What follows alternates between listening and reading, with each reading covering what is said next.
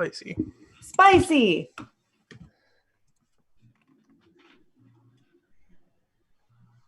I will continue to Fixed. Fixed? Good. Okay. Found? Yay. So this is Neverland and the Runaways. We are a D&D 5th edition game set in Neverland.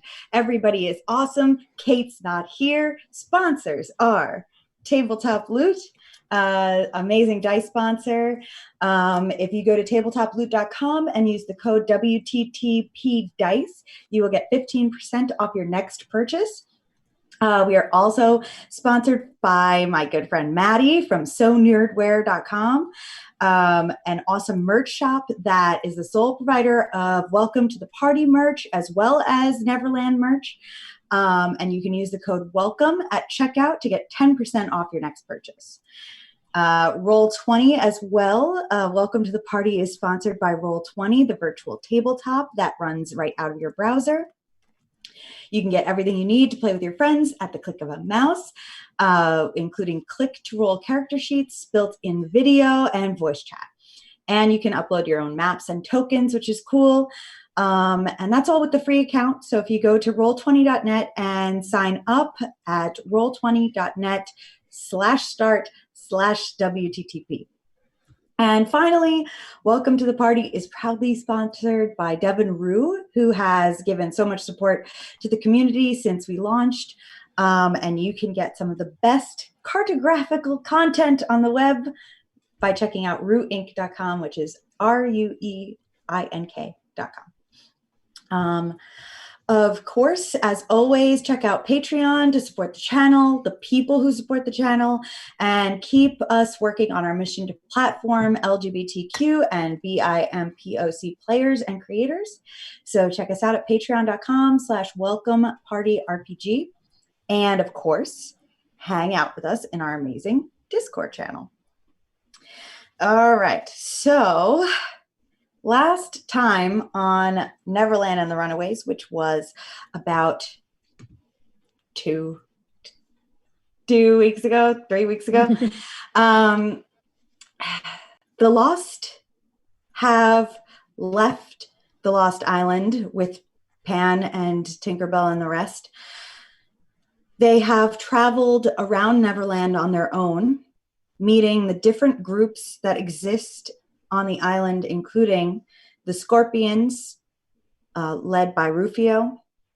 They have met the Mollusks, where they are now hiding underwater in their underwater network of tunnels. And they briefly spent time with the Mothers, led by Wendy and Lily, and saw that there are some on Neverland who are hiding whatever children come there. Despite our group showing up with 2 kids in tow, they were offered to stay and have a home safe away from the troubles of Neverland, but declined because Anuj and Riddance both decided they wanted to continue the adventure, and our group decided that they were not going to do it split. They will stick together. So they left the Mothers with the knowledge that they exist and the knowledge of what they do to help those who are lost on Neverland, and have gone off to meet the Mollusks and are now hatching some future plans. You all had just squirreled away to go to bed in this underwater hideout. There are folks around, but it is quiet. It is a little damp, and it is otherwise a peaceful and quiet night. Did you all just want to get some rest and wait till morning? Anuj actually wants to talk to Riddance. Okay. About something that Riddance said.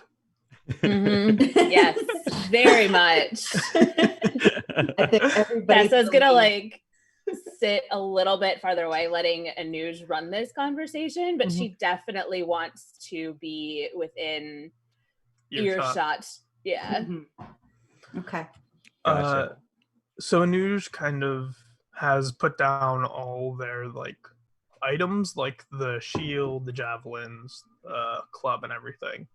They aren't particularly attached to their weaponry. And go over to Riddance and sit by Riddance and say, Riddance, Yeah. why do you want to lose your memories?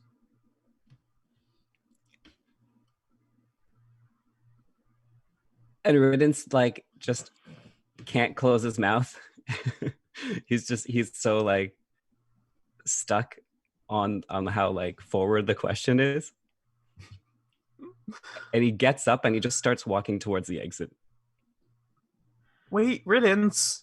And Anuj would get up and follow and be like, Sure. I'm not trying to be mean or anything. I'm just.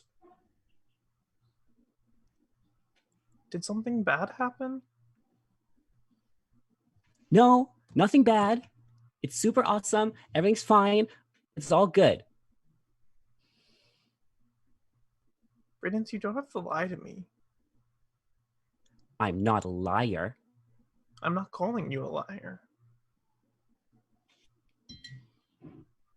Tessa said that we're not bad. I never said you were bad. I just don't think you're telling the truth. Listen, I'm not bad, okay? And he keeps I'm- walking. I never said you were bad, Riddance. I don't think you're bad. I just don't, okay? I just don't. I don't want to talk about it. I just don't. Okay.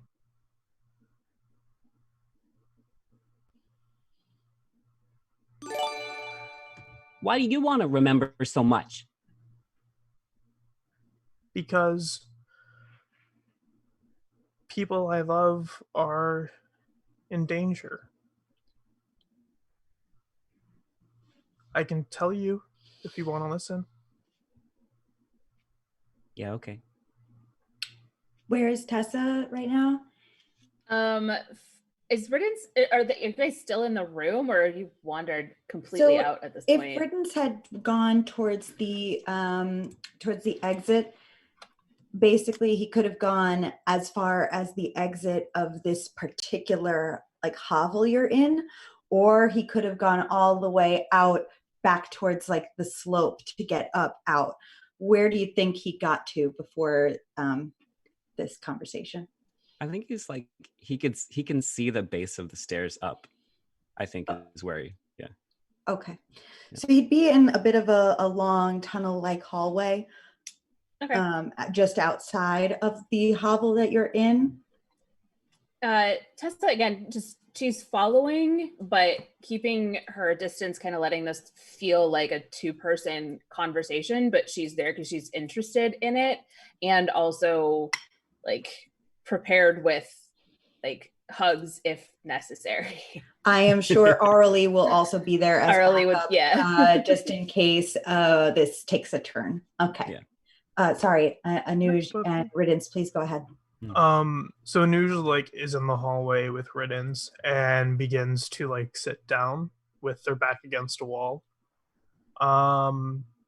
And they say, I used to live in the mountains. Our village was called El Desras. It was built there. We lived there peacefully for a long time. We didn't really deal with outsiders. We had hunters who would hunt food, gatherers who would gather, and we really kept to ourselves. And my parents, my dads, they were kind of the leader of our town, and it wasn't. They started seeing each other before they became the leaders, and then they became the leaders, and they decided to stay together because they already loved each other. And it's weird sometimes because there's power and there's other things going on, but like it's whatever. And so I grew up there. And there wasn't really. They're the leaders, but they're not better than anyone else because everyone could be a leader. The chance was always there for everyone. And I don't even know how long ago because I don't know how long it's been, but before I came here, these strangers showed up. People from another town, a place far away, who claimed to be heroes.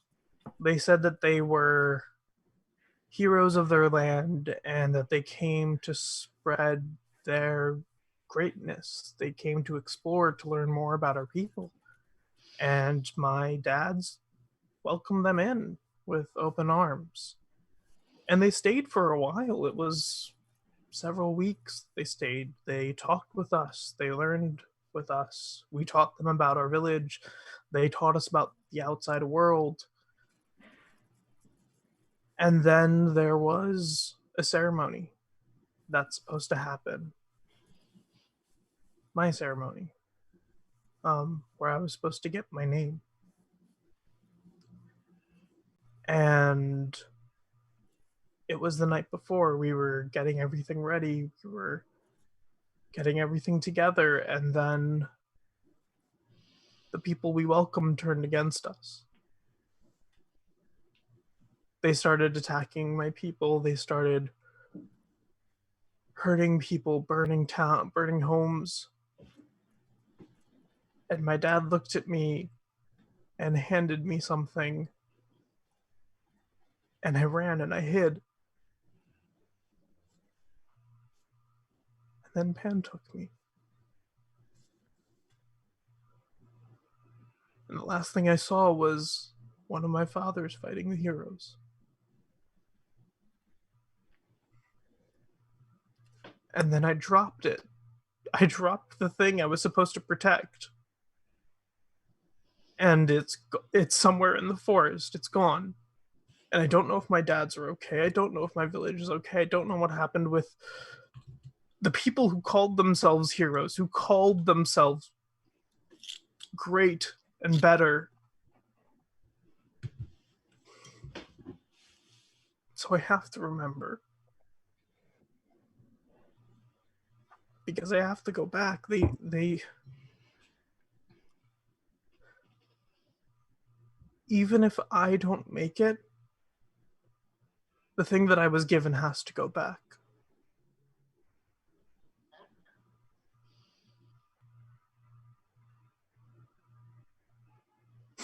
I'm sorry. Me too. I didn't mean that. I'm sorry. Like I said, Riddance, I'm not trying to be mean, but I just want everyone to be happy. And Me I don't too. know. I don't know what your memories are like. I don't know what growing up was like for you, but if you want, if we get out of here, you can come home with me. My dads are really nice. I've always wanted a brother. They sound very brave. They're really nice. My dad, Varsh, he can do this thing where he turns all big and purple and there's like lots of energy around him and it's weird, but it's cool. Can you do that too? No. I can do other things though. I think I've started to figure out some of the things that my other dad can do. It's weird. And I hold out my hands and a shield appears made of this blue and golden light that just sort of floats around Riddance. Riddance tries to touch it. You can touch it. It's like you can feel it. It's a hard surface, but it doesn't feel cold. It's almost like warmth and comfort. Wow. my dad used to say that our belief gives us power, that our willingness to believe gives us power. And I believe.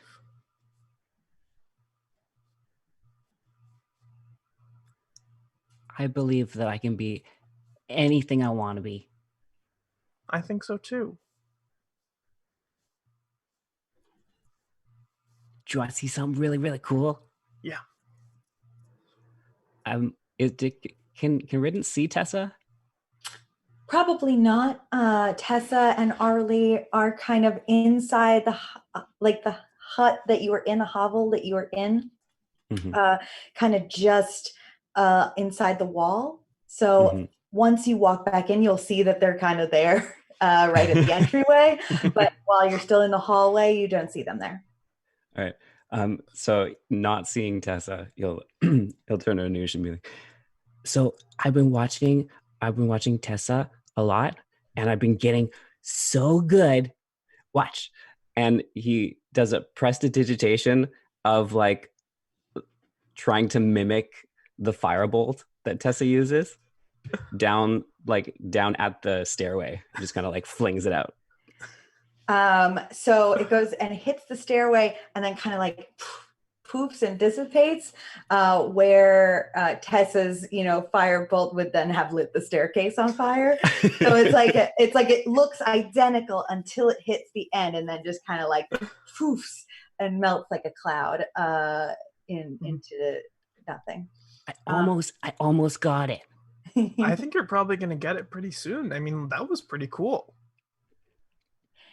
Tessa, something rings out to you about what the story Anuj just told you. It sounds, the way that they describe these people as heroes rings some bells to you, just because, back home before Neverland, whenever you heard about heroes, it was this group of people that would come and do tasks for a town that needed to be done, get paid to slay a dragon or to, take out some highwaymen or, do any random tasks that needed to be done for these smaller villages. And they were always referred to as heroes. It's odd to hear the word hero being described with the behaviors that Anuj just said.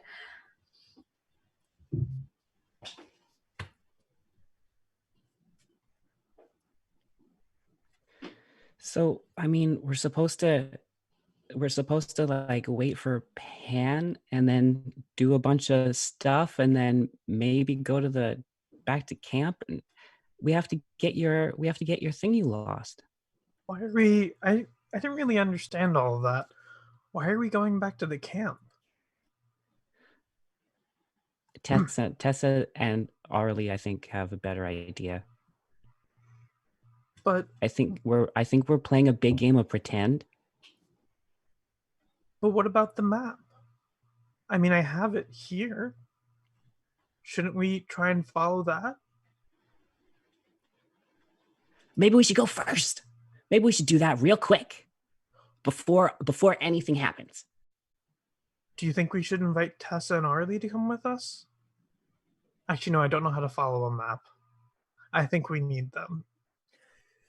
Okay. I was hoping we could solve it on our own, but I don't think that's going to work.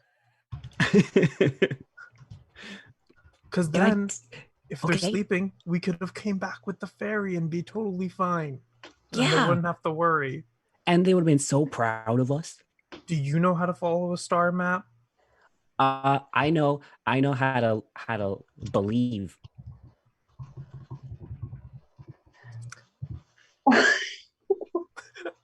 I'm having conflicting things because Russ knows that this is a bad idea. We just had a whole conversation about belief. That's right. Yeah. Anuj would go, I think so too. I believe also. Okay, do you have the map with you right now? Yeah, I have it right here.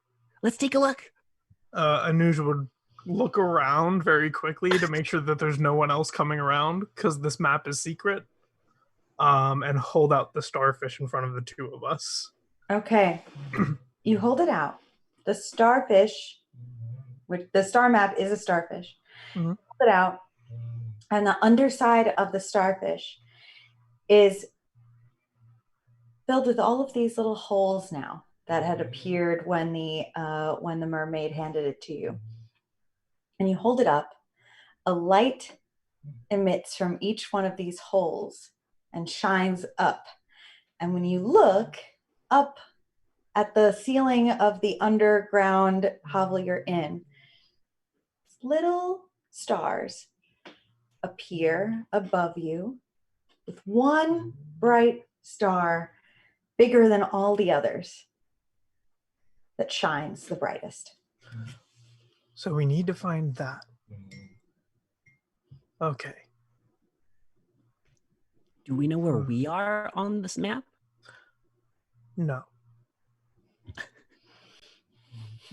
But I think if we get our stuff and Arlie and Tessa are sleeping, we can probably sneak out and figure our way there. Okay, so if they're sleeping, we'll just let them sleep and we'll be totally brave and they'll be so proud of us. But if 'Cause they we are figured it awake, out. Yeah. that's right, because we figured it out. But if they are awake, then we probably shouldn't pretend. We should probably ask them.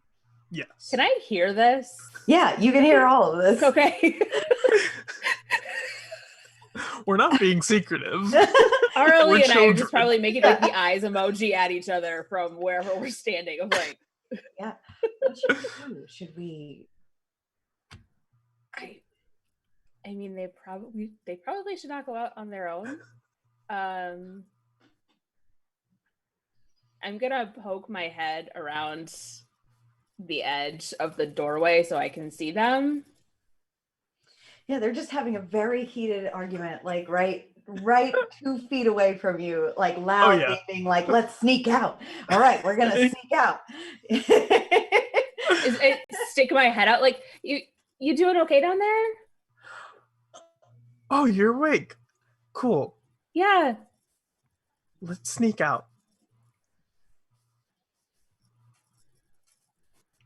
Oh, where are we sneaking to? The star map. We have to find the fairies, right? Uh-huh. So let's go find the fairies. I mean, the star map tells us where the fairies are, right? Yes. But we Okay. need to see the stars. And I Which we can't can't see the 'cause stars here. We're in caves under the water. Okay. Yes. Tessa does a really big fake yawn as if she had been sleeping And not listening to our entire conversation. and hadn't, just pretending she hadn't heard any of that. If you're too tired, it's okay. You can take a nap and we'll take care of it. Yeah, we can do it. We'll be very brave.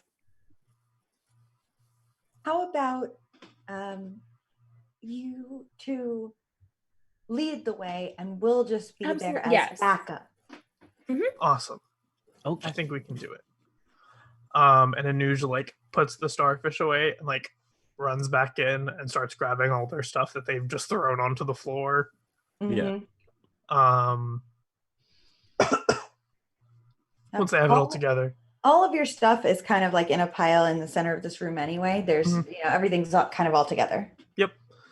And once they have everything, they're like, okay, I'm ready to go. Riddance, are you ready to go? I got all my stuff. Okay. How do we get out? Sing this to Riddance. Yeah. And Riddance leads the way. Okay. Riddance, you lead everyone up the muddy steps that get muddier and muddier as you go up them to the latch. And once you pull the latch, you see the water above you. So there's like a still pool of still water that is right above your head that you know you've walked through before. You just have to walk through it again. Riddance goes for it. Unusual would also Perfect. just go for it. Yep. You two just pop right through the water. You're submerged in water for only a few seconds, and then you are above it, and you're just walking in shallow, ankle-deep water. I give them like 30 seconds to feel like they're very much in the lead of this and then follow. Okay, good. All right, you come up after them, close the latch behind you, and you are inside of the cave in Mermaid Cove, and it is dark. It is pitch dark now. I look at Riddance and say, should we leave a note? Won't they think we just disappeared? Oh no, we'll be back soon. Never mind. I was wrong. We'll be back before anyone wakes up, right, Riddance? Yeah, for sure. Okay, awesome. And I pull out the star map. You leave the cave. I would assume so. Yeah, when you leave the cave, and now Neverland is dark and the stars in the sky are very much lit. You pull out the star map, and can I like turn to align it with the stars? You don't even have to. Oh. The lights come out from the belly of the starfish and link with stars above, and all of them form a little arrow in the sky, and the tip of the arrow is the bright star. Okay. Can everyone see cool. this, or can only we see this? You are holding it. You see exactly the shape that you're meant to see. Everyone else around sees bright light shining up out of this starfish. It doesn't translate into this direct link with the stars. They just see an incredibly bright, glowing, magical light coming out of this starfish. I'm gonna put the starfish away because Anuja looks to Riddance and says, I should only put that out occasionally because we don't want anyone to follow us. Because the fairies are supposed to be secret, remember? And we don't want to spoil their secret. Yeah, for sure. Awesome. Okay, so remember, we can't tell anyone that we found the fairies. Except for Tessa and Arlie and Pan. No, and we're Toodles. not going to tell Pan. Oh, we're not going to tell Pan? Because we were told that Pan wants to get rid of all the fairies, and that's not nice. Oh, I thought he has a fairy, so I mean they have a fairy, so I'm sure it'd be fine. I mean, we should probably just keep the fairies with the people who are here, because me and Arlie traded stories for the map, and Tessa's really cool and helped us out, and is really nice. So I think just the four of us. Deal. Handshake. And Anuj would start heading off in the direction that like they saw the arrow. Yep. All right. You follow along. Anuj, give me a survival roll with advantage. Ooh, advantage. That's fun.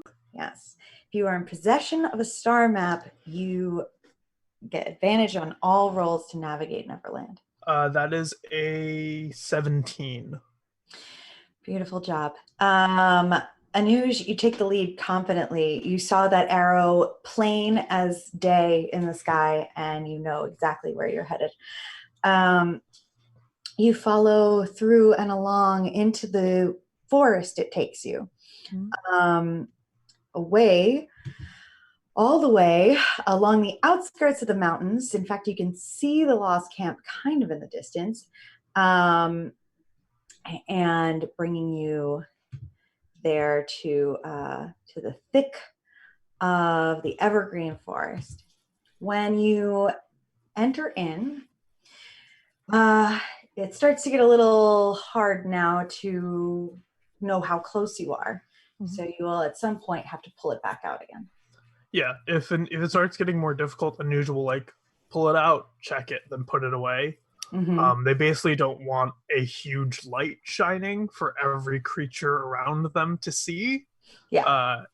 Especially because of the fact that we fought those teeth things before, and they did not seem very nice. That is very wise, very wise.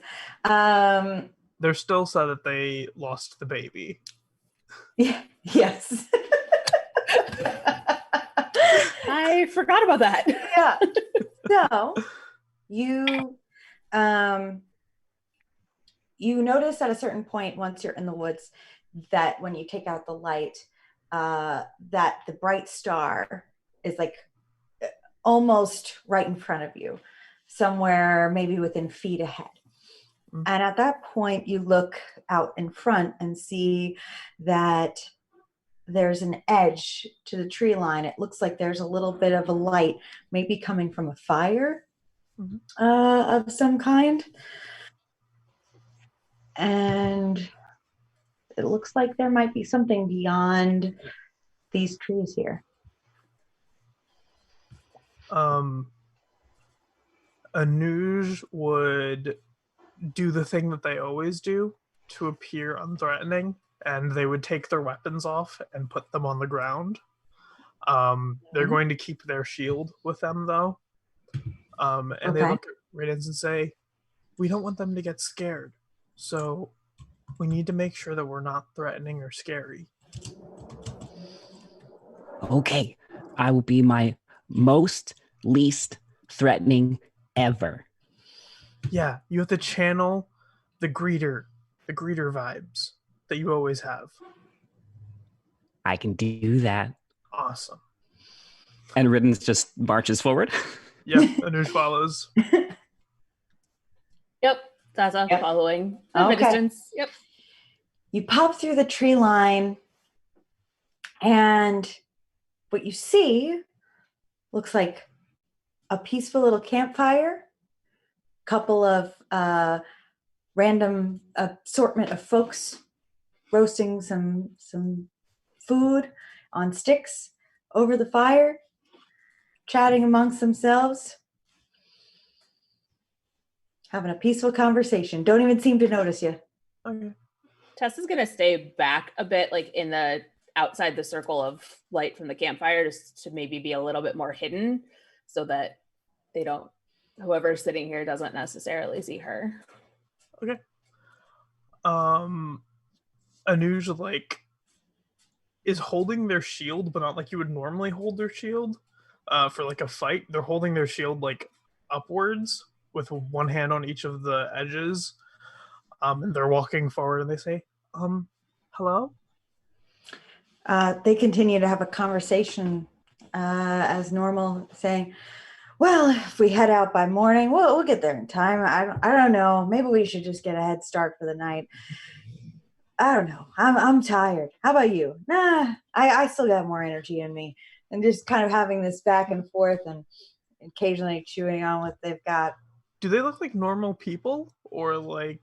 Yeah, I mean, it looks to be a dragonborn lass and half elf fellow, and a dwarf. Yeah.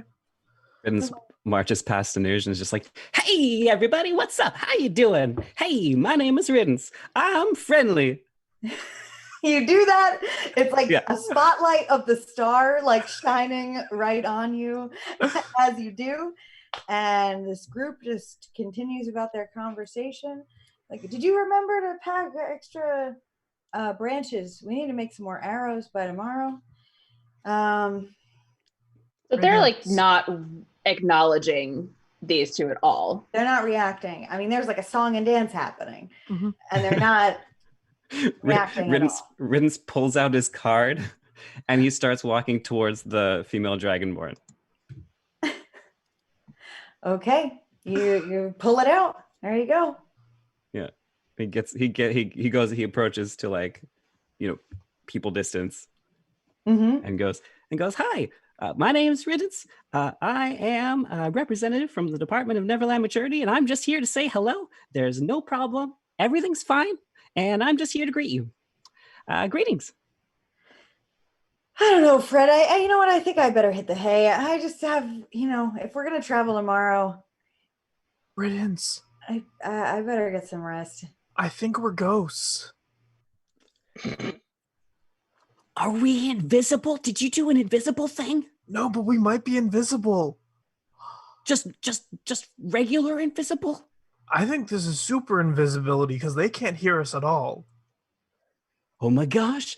And then Riddance goes like, "Are they on a log or something talking? Are they like Yeah, they're standing?" on like little logs around a fire.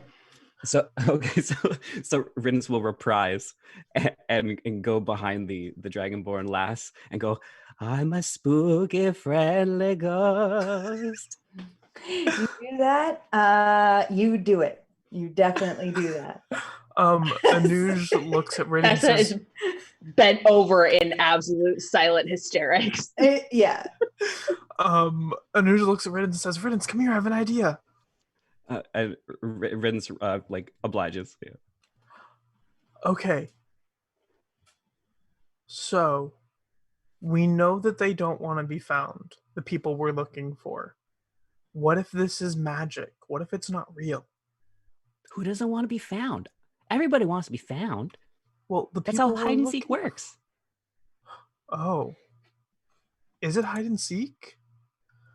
Well, I just Well- mean like in general, like everybody wants to be found. Well, maybe we should do...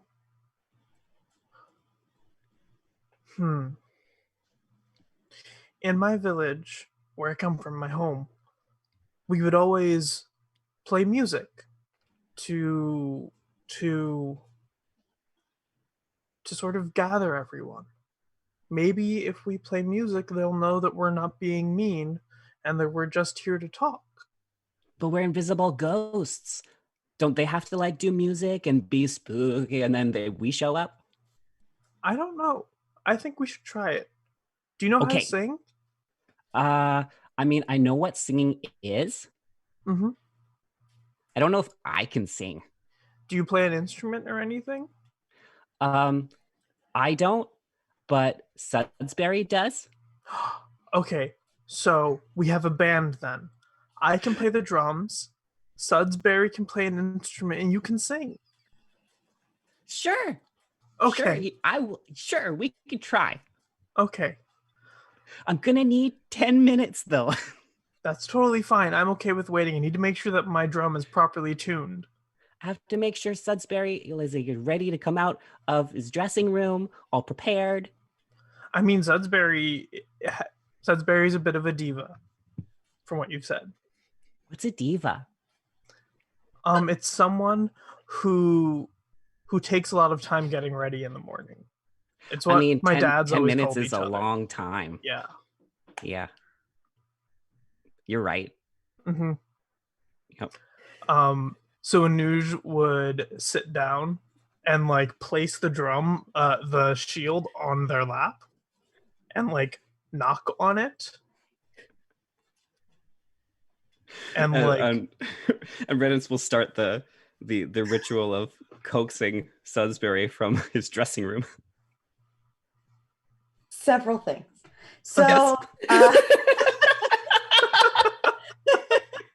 It's D&D. well, Anuj inventing the steel drum. no,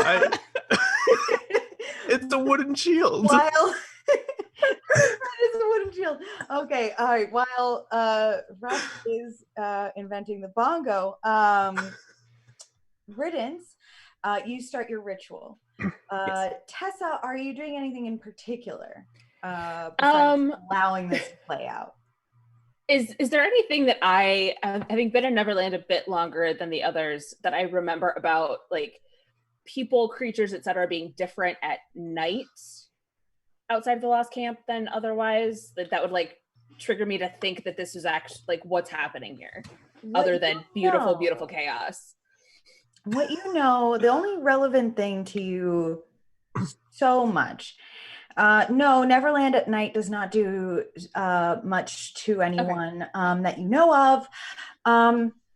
However, as you are watching this play out, Anuj banging on their shield, Riddance doing the steps of a magic ritual, and as you are watching that kind of play out, eventually you notice that the people around the campfire. Well, I don't know. Would you want to head out in the morning, or do you think we should head out right now, get a little bit of a head start? Oh, I don't know. I think we should get ahead of things if we have the time. I don't know. I think we could use a little bit of rest beforehand. They start repeating the conversation that they had earlier.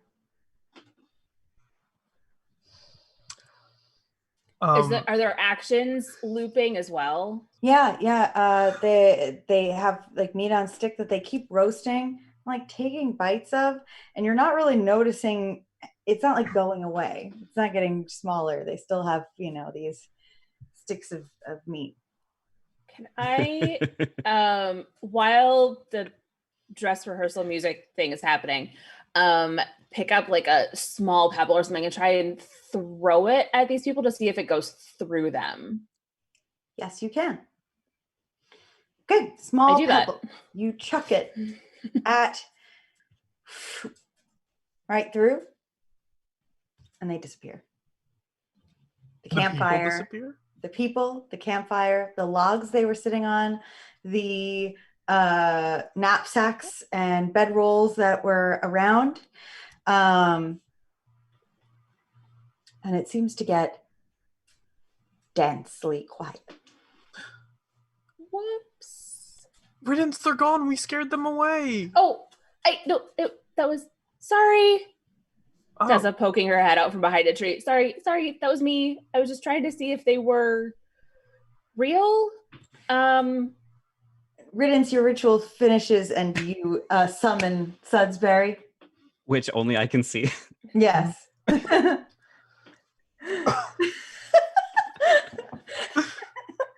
Okay, Suds. You were supposed to be backup. We were supposed to solve it on our own. I'm sorry. Do you not believe in us? Started repeating themselves. I absolutely believe in you. I was just trying. I'm sorry. Why didn't they wait for us? Tessa apparently scared them away. I was just trying to see if they were real. Well, okay, since you two messed up our plan, you have to help us now. Oh. Riddance just starts crying. Just crying. Just overwhelmed. He had a plan and the plan fell apart. And he doesn't know what to do anymore. So sorry. I look at Arlie and say, "You can sing, right?" Yes.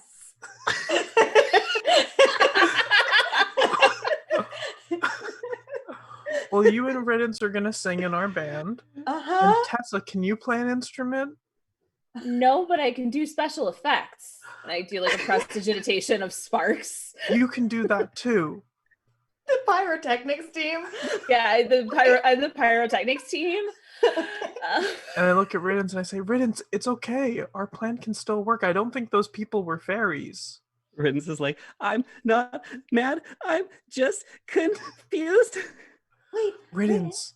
The plan is still gonna work because that was just a distraction.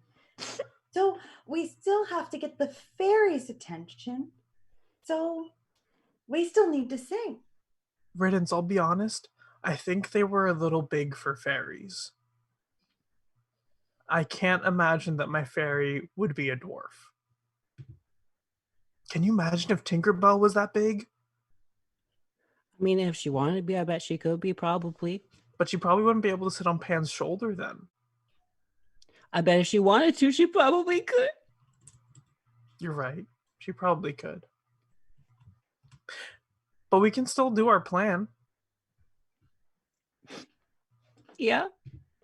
At this point, Anuj has gathered like different materials, like some stones, some sticks, and they're like testing how it sounds when they hit the shield. Yeah. And they look at Riddance and say, "Does Sudsberry have their instrument?" Yeah, Sudsberry's ready to go. Nobody else can see this. So Sudsberry is a giant purple and yellow owl bear. Mm-hmm. And Sudsberry to Riddance is just like holding his beak, ready to like open one of his nostrils and produce no noise because he's an unseen servant. Yes, Fantastic. That is correct. Anuj firmly believes that this is going to work. Okay. So, Anuj, you kick off the drum portion of the music, expecting Sudbury to come in and accompany with other sounds. Riddance, you hear a beautiful symphony of sound occur, the drumming perfectly lining up with Sudbury's excellent coordinated sounds. It's beautiful. It's gorgeous. I personally think that even though Anuj can't hear it, Anuj is sort of like imagining the tunes from back home and is sort of filling in the blanks themselves of like what it should sound like in their mind. Yeah. Anuj is just really, really rocking out and having a great time. And Arlie will walk up over to you, Riddance, in the middle. Tessa is creating sparks just going out. And Arlie will kind of nudge you and go, I feel so unsure as I take your hand and lead you to the dance floor. As the music dies. You could just say that Arlie sings. I'm not playing the drums. I'm not going to force you to sing. You looked so worried when I said Arlie has to sing. I want to do the chorus. Okay, fine. With Riddance. Something in your eyes calls to mind a silver screen. All its sad goodbyes. There's a fairy out there somewhere just for me. I hope I get to meet you. If it takes a while, that's fine, I guess, but maybe it could be a little sooner than the day. 'Cause if Pan shows up, we're gonna be not okay. As the most beautiful serenade you've ever heard comes to a close, the forest starts to twinkle. Lights appear within the leaves all around this little area that you're in, this little clearing that you're in. And one bright light will kind of swoop up, fly past all of you, do a double take, and then we'll hover in front of Tessa. And as that light steadies, so as it's moving, it just looks like a blur of light. And as it steadies in front of you, Tessa, you see that it is a finely dressed, femme-looking features with gold jewelry that is connected to the points of her ears and down into a golden necklace that seems to be attached to the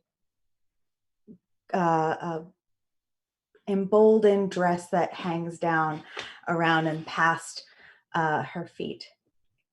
She hovers in front of you, says, "That was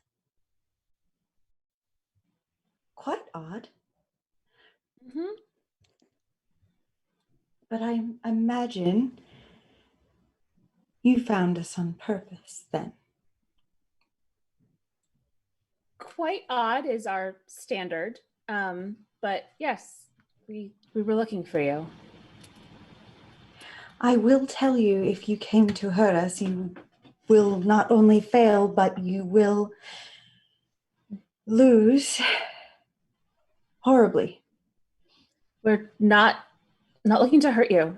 We're actually looking for your help.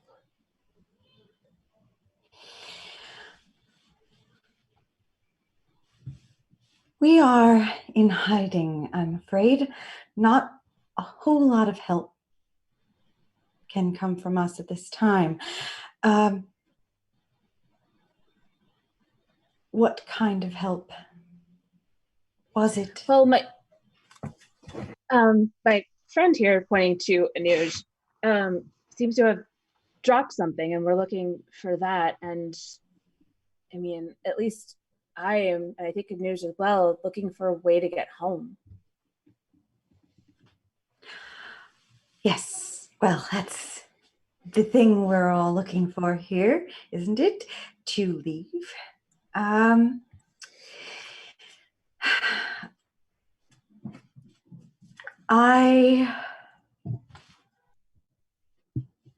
you familiar with the one a Pan calls Tinkerbell? Yes, I've seen her. Yes. Well, we can't leave until we have her.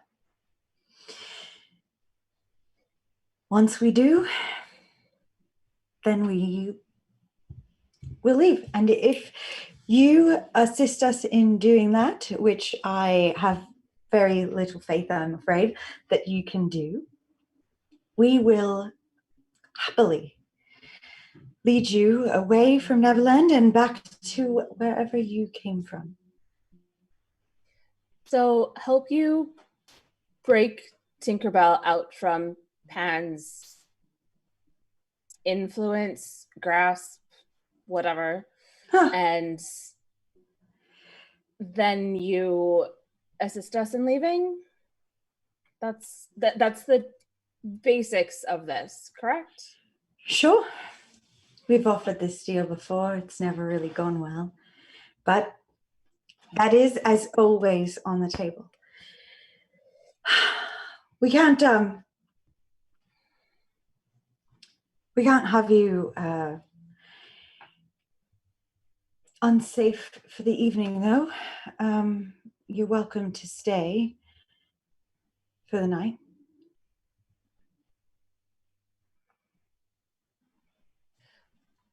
Thank you.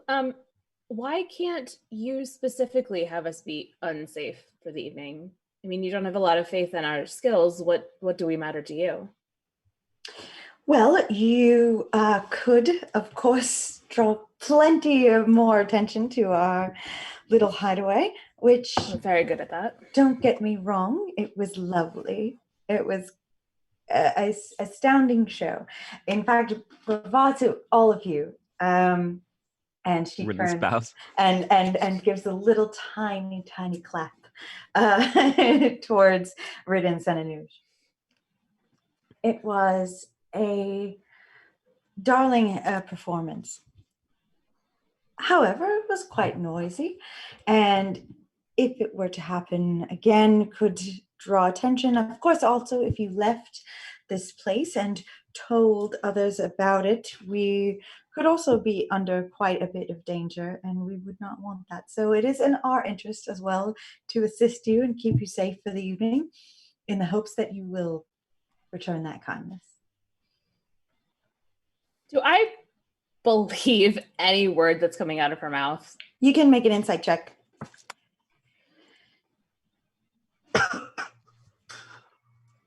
$11. She is very proper and very polite, but maybe also nervous. That's all you can get, really, is that she's polite and nervous. Mood. Okay. I turn back to the other three. Do you want to stay here for the night, and then we can keep looking in the morning? I mean, this is your plan. And I defer back to Riddance and Anuj.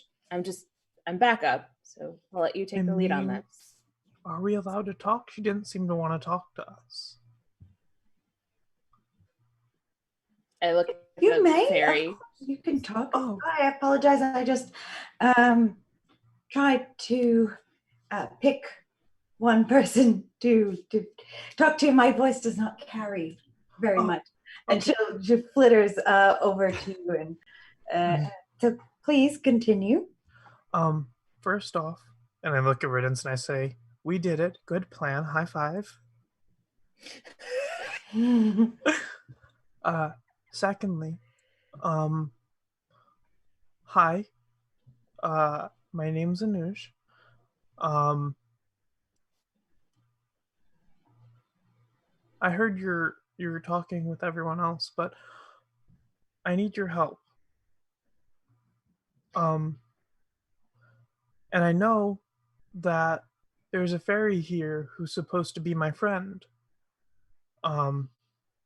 And Riddance also apparently has a fairy here who's supposed to be his friend. And I don't want you to be in danger, and I don't want you to get hurt.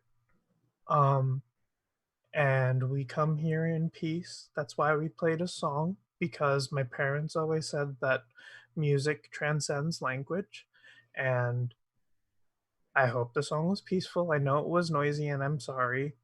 And here, you can have this. And Anuj goes into their bag and holds out the star map face down, so it's not pointing up with all the light and everything. It says, "This is what led us to you. I don't want anyone else to have it." Oh. Well, no, thank you for bringing that to us. You said you lost something. Yes. I lost something really important to my people. It's it's a bowl that's important. We use it for rituals and everything. It's supposed to help me find my name. And I dropped it, and I don't know how to find it. The only thing I remember is that when Pan ripped me away from my home, I can see what it looks like when I dropped it, but only from above because we flew in, and I need to go find it. And it was like a bowl. Yes. It's funny, it's really plain looking. The only really special thing about it is that it's been cracked a lot. It's made of wood, it's brown. And they like sort of measure it out with their hands of the size. It's like big enough to like put your face in.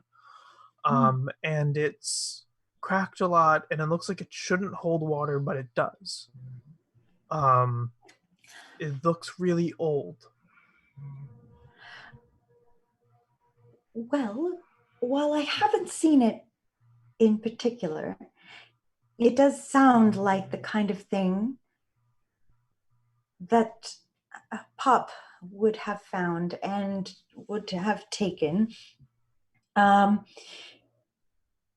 He's not so easy to find. He is more a trinket salesman here on the island. Travels with a little cart. Falls asleep. I don't know where I've seen him last, but that kind of a thing is something that he would like and he would take. You would look for him. He is a older fellow with quite a large old shell. Is he a turtle man? Yes. Oh, that's cool. Yes. What did Pan do to Miss Tinkerbell? Pan, nothing in particular. Tinkerbell, I'm sorry. I'm not really good at gauging age or appropriateness, so forgive me. But do you know what crime is? Prime. Yes. Tinkerbell is what we know of as a criminal, someone who has done quite egregious crime. Did she steal a cookie before dinner? She broke the oven that makes the cookies. Quite a bigger deal than just that.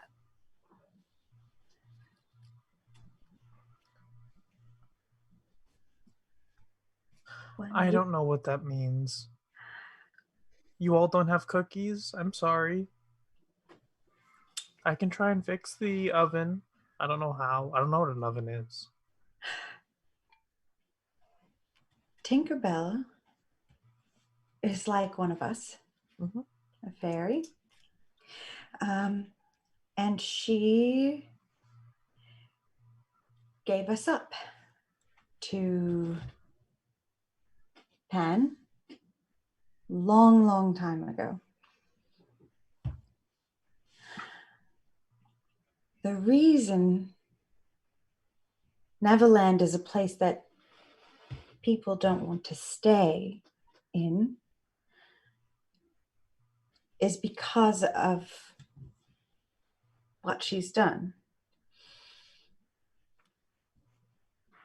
Neverland should be a nice place.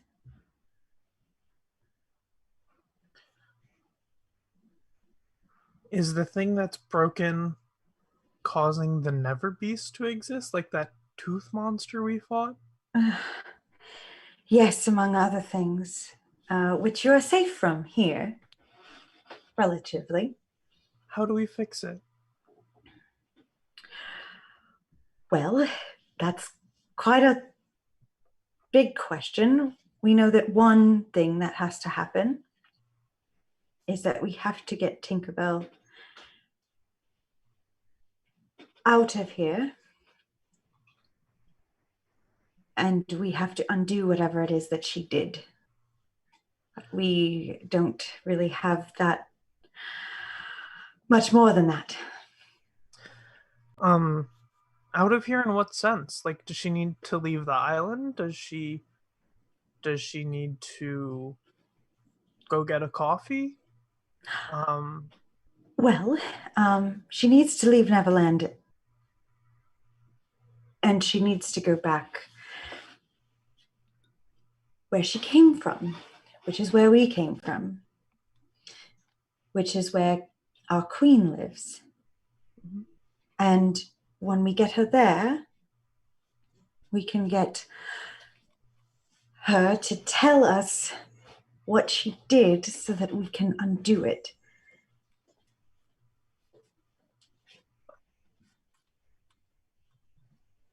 Why can't she just tell us here? Well, hypothetically, she could, I suppose.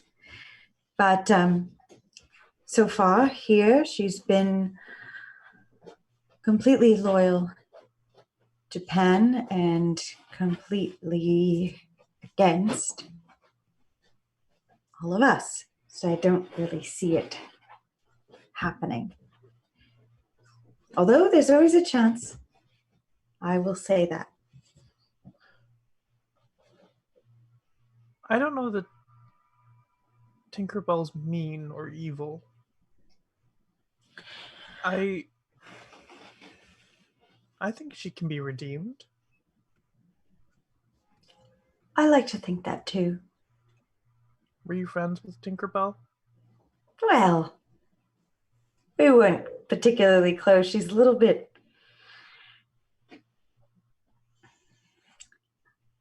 much, but we were friendly.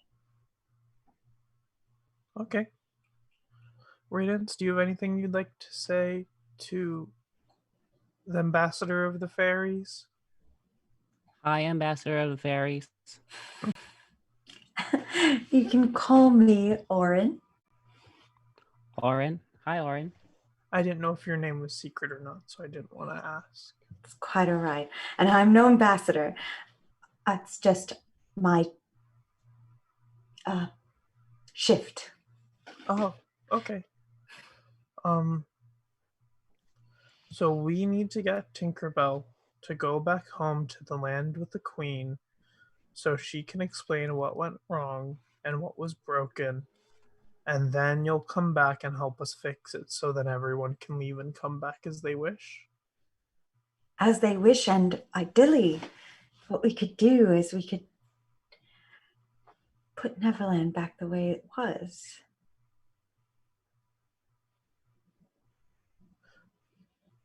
Why did she do it? We are not sure. She Okay. met Pan, and What is Pan? They don't seem. They didn't understand why killing was bad. no, they wouldn't.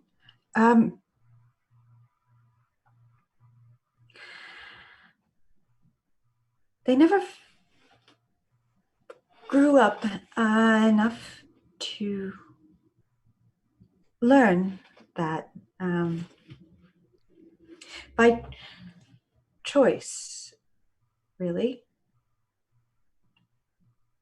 And they accepted an amount of power and responsibility that is not meant for someone who does not know those things.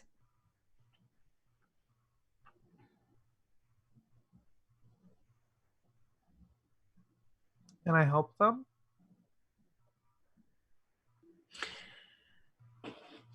That's also always a possibility.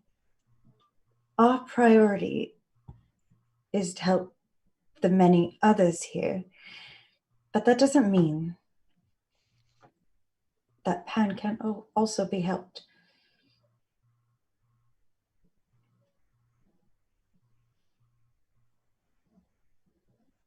Okay.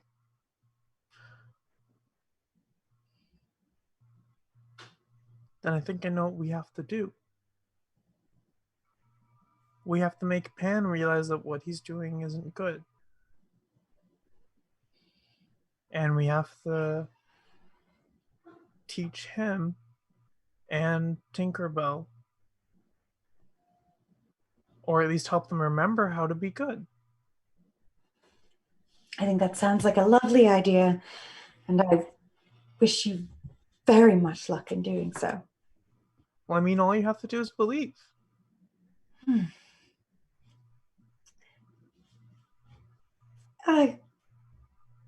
I do think that you're right about that. Speaking of belief, did you want to see if your fairies are here? Yes, but only if they want to come see us. I don't want to force them to come see us or make them feel like they have to. Also, Mr. Rufio says that he would like to say hello to his fairy, and that I think he wanted to say sorry, but he didn't say it. But it seemed like he wanted to say sorry.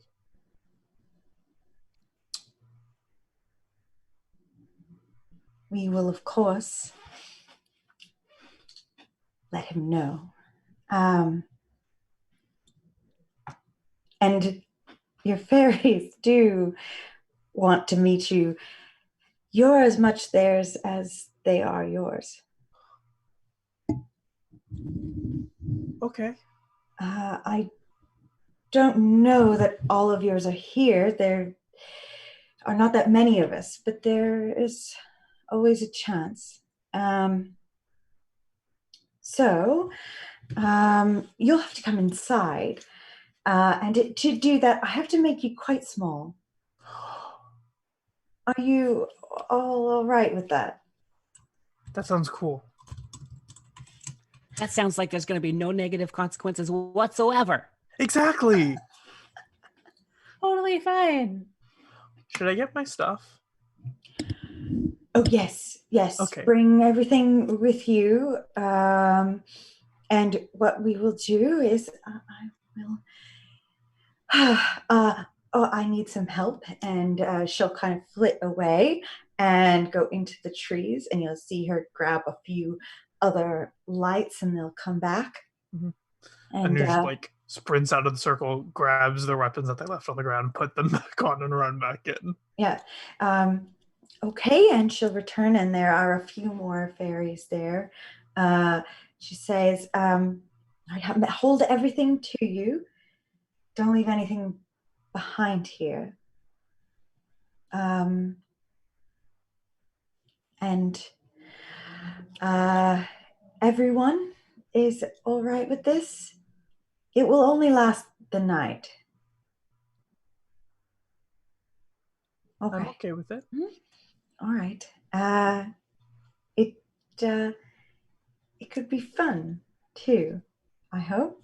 So she'll kind of come up and land a light little. She kisses the air, and instead of kissing your forehead, Tessa, a little light kind of shoots out and just pings against your forehead, and you just suddenly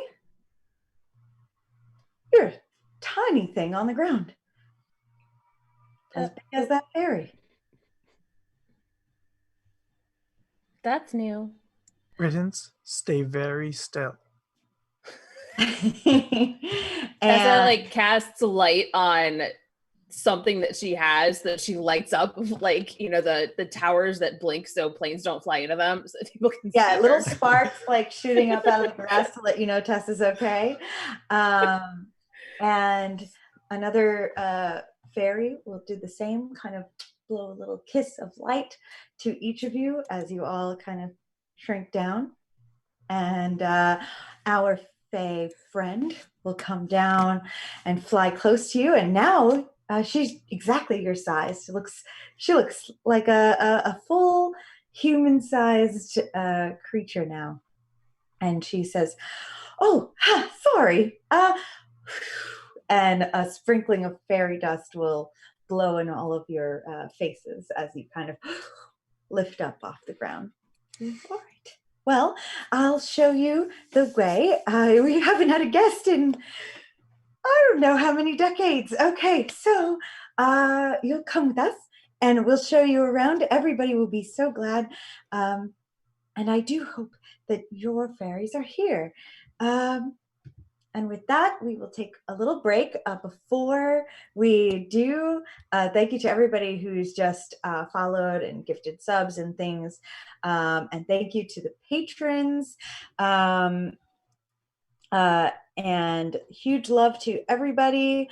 And to Roll20, while we're on a break, if you head over to roll20.net/start/WTTP, you can get your free account with 4 million people using the virtual tabletop to power their games with mods, a marketplace, and all sorts of other things that you can access with the free account.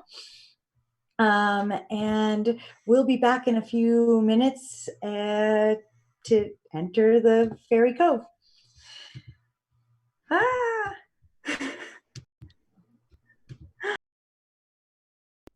Thanks so much for hanging out with us today. If you get a second during break, you should check out one of our amazing sponsors. We're now proudly sponsored by Roll20, the best virtual tabletop for all your role-playing needs. Over 4 million people use Roll20's virtual tabletop to power their favorite games. And with more modules than you can shake a stick at on their new revamped storefront, you'll definitely find something for your group to enjoy. Sign up today by clicking the link below or heading to roll20.net/start/WTTP. Tabletop Loot is an amazing place to get your dice bags, dice boxes, and more And now you can get 15% off your purchase at tabletoploot.com by using the code WTTPDICE at checkout. Tabletop Loot. Your party starts here. While you're at it, check out our so awesome merch store, So Nerdware. So Nerdware is the place to find all your Welcome to the Party merch and other amazing stuff too. Head on over to sonerdware.com and use the code WELCOME at checkout to get 10% off your next purchase. So Nerdware. It's what the nerds wear. Devin Rue, the amazing mistress of maps, has kindly supported the channel since the beginning and provides graphics for many of our streams. Head on over to rueinc.com to check out some of the best fantasy cartography on the web. Our Patreon supports the creators and producers of the channel by providing Roll20 subscriptions, cost coverage for video hosting, and more.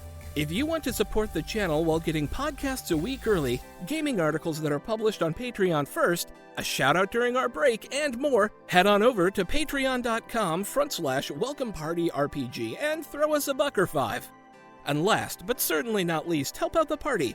Subs and bits not only support the stream, but also every 500 bits or a tier 1 sub gives a player or DM of your choice a reroll or system equivalent, and every 1000 bits or tier 2 sub gives a player or DM of your choice a crit or system equivalent.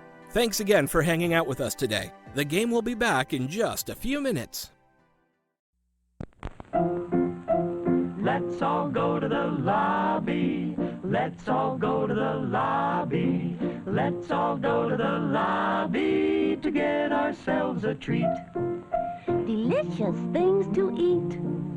The popcorn can't be beat. The sparkling drinks are just dandy. The chocolate bars and the candy. So let's all go to the lobby to get ourselves a treat.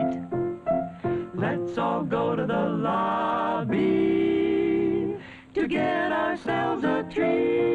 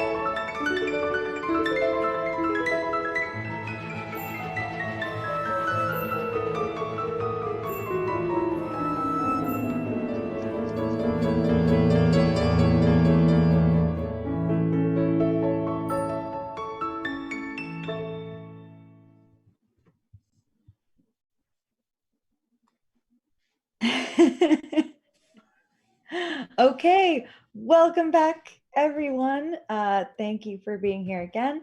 We'll jump right in. The lost ones have all been shrunk down to fairy size. For some, that was a bigger shift than others. But you are all small, sprinkled with fairy dust, and floating along with Orin, the fae that just introduced herself to you as one of the fae in this hidden circle on Neverland. She leads you into the trees where all of the lights that were twinkling within the leaves have now disappeared back into the ground. There is a little hole at the bottom of one of the trees. Looks like a mouse hole, really. And she kind of waves you in through that little door. If you follow, she will go in behind, and you will see that it is bigger in here than the size of the tree itself. You've entered a very clearly magical place within this tree, where the space is huge, enormous. There are little trees within the tree that have formed little houses and homes. There seem to be shops that are open. There is a party going on down at the bottom where fae are dancing in flight with one another, playing games, it looks like.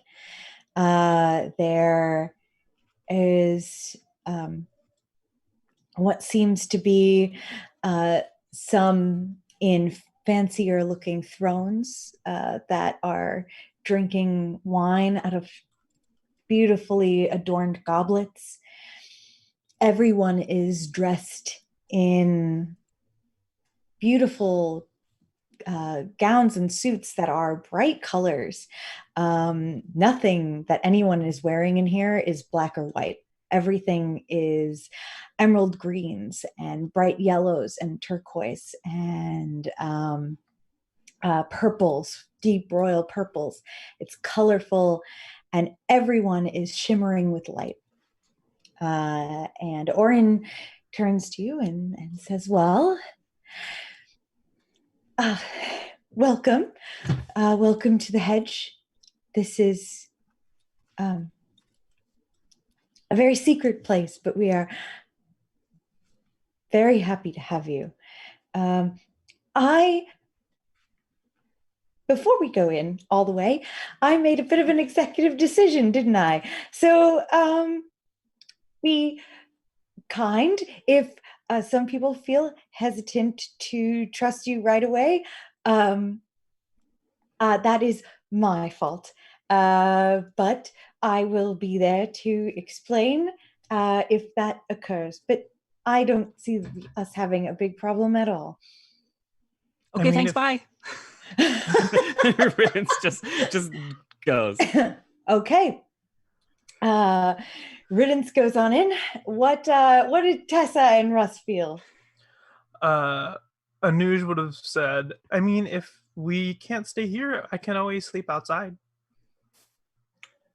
Oh, well, I did make you quite small, and it's not, I would feel safer if you stayed here for the evening until that wore off. Okay. Agreed. Can I look around? Absolutely, please. And you should enjoy the party. Don't drink the drink that's in the gold cups. And she'll turn to Tessa and say, "You can drink it." Oh, thank God. Okay. Is it bad juice? It's a again. What are you? An elf. Right. Elf ages. I'm not sure, but you seem young, and typically this is a drink for the grown-ups. This is the fizzy juice. Yes. This is the fizzy juice. So, Yes. But anything, there are teacups with handles. Anything in that, you can have as much as you like. Okay. Should you probably tell Riddance that? Yes, I will go right now. She will kind of zoom away and catch up with Riddance and just kind of hop onto his shoulder and up next to him and just say, just forgot to tell you something real quick. He's like, what? Nope, not that one. Anyone but that one. Oh. I mean, if you're going to drink, I would prefer you do it at home. Would prefer you do it in the house. Yes. No. Sorry, we just don't know how to manage that situation. So we will just say, stick to the teacups. Lots of good things. Have you ever had fairy hot cocoa? No. It's better than any hot cocoa you've ever had, I assure you. Oh my gosh. Okay. And she waves over a fairy that is holding like a silver tray full of these teacups. He kind of hovers down in front of you and says, a hot cocoa for the gentleman. Riddance goes, yes, please. And he taps his finger on the side of the teacup, and it fills from the bottom with a bubbling chocolate liquid. And as it fills all the way to the top, little marshmallows just appear and pop into the liquid, and he passes it over to you. That was so cool. Was that a special magic trick? Well, yes, I think it was. Can you teach me that magic trick?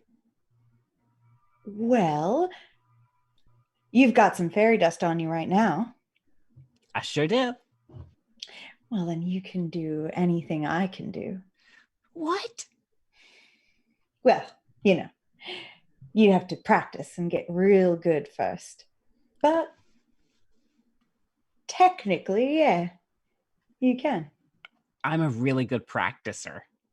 Just ask Tessa. I mean, we meet Tessa. Tessa, like, the gold cup, like, halfway. Tessa is like chugging and just like, hello. Yeah, I think Hi. I'm going to say Arlie will probably take one, but is probably hesitant in becoming inebriated, so she will probably take it. Yeah. So what I'm Tessa's hearing, not gonna chug, Yeah. but she's. so what I'm hearing is that Tessa is the wine aunt. Yes. Yes, Tessa's the wine mom, while Arlie is anxiety mom. All of these things are true.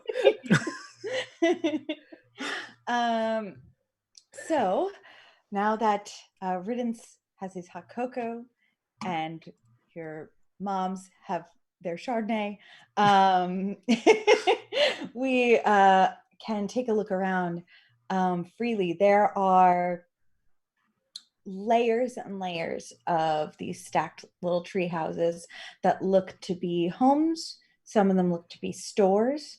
There are clothing shops.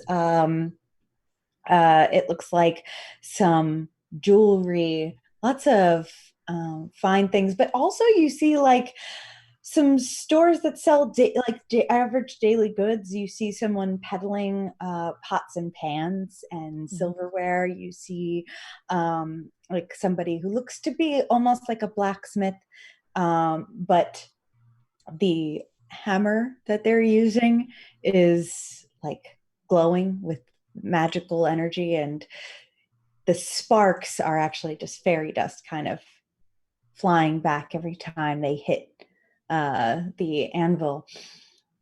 What are people paying with? Mm-hmm. I was just about to ask that. You don't see really anything changing hands, it seems. Okay. It's Arin, right? Out of character. Oh, yes. Okay. Arin, if we get something here, will it grow with us when we leave, or will it stay small forever? Oh, some things. If they are magic things, yes. They have to attach to you. They have to attune to you. They have to want to come with us, basically? Yes, if they can do that, then they will grow with you. Some things will not, or if you don't have the room for those things to attach themselves, then they will not be able to go with you. Okay. How do we, if we wanted anything, how would we pay for that, barter for it? Oh, well, it really is up to the Fae who you do business with. Okay. Some do barter items. If you have something worth trading, they will take it. If not, fairies like to buy thoughts and memories sometimes. Just it's not necessarily bad. It's just you don't want to go overboard. Don't give away too much. Give away too much. Yes, little things here and there, and of course, you could also buy some as well. But I wouldn't really recommend that. It's a little bit of a complicated trade. What if I trade something that's big normally? Will it suddenly, like if I gave someone my club, would it suddenly go boom as soon as the morning comes? No. Okay. That won't happen in here. Okay. We'll stay. I just want to make sure I'm not destroying anyone's shop with the club. Well, thank you. It's very polite. Oh, please, have fun. There are games and dancing and food and everything. Please tell me what you think. Okay. And Anuj is going to head off to the shops. Yeah, Tessa is as well. Kind of walking past, like doing the thing at the party where like you grab the glass of champagne off the tray as you walk past. Yep. You drop an empty glass, grab another. Yep, exactly. I mean, she's again not going for completely tanked, but it's been a rough few days. She got her whole memory back all in a wave. This is a lot. Yeah, everything has been a lot, especially for Tessa, I think, in just a few days. Also, Tessa is kind of trying to allow the two kids of the party to take the reins on things and to not be in control of the situation. So I get that. Yeah, it's the fairy alcohol is helping allow that right now. Yes. But she's gonna follow Anuj to the shop. She's specifically interested in any jewelry that she could find. Perfect. I will tell you this: the alcohol that you're drinking tastes like what glitter looks like. That's an amazing description. I know exactly what that is. Okay, good. Yeah. Okay, good. All right. So you head to the shops. Riddance, where is it fizzy? Yes. Okay. Riddance, where do you head to? There's a lot happening. There's a lot happening. And I think what Riddance would end up doing is just kind of like huddling excitedly with his cup of hot cocoa and just like scanning the room, super excited, kind of like wondering who he might like have that fairy connection with. Mm-hmm. The hot cocoa tastes like what being hugged feels like. And you look out and are looking at all of these fae, and they all look very fancy at first. Riddance, you're very perceptive, and you look out and you see that they're all looking very fancy in their dress, and lots of glitter kind of makes things feel very fancy. But as you're watching, most of these people seem to be going about their usual day. Some people do dance and play games, but so did people back home. People dance. This isn't a majestic thing. These are just people living their night and having their evening. The more you watch, the more you realize that everybody looks to be having a very different time. Some people are laughing and telling jokes. Some people are maybe having an argument about a sale. Some people are just trying to be left alone. And there looks to be a good mix of all of that.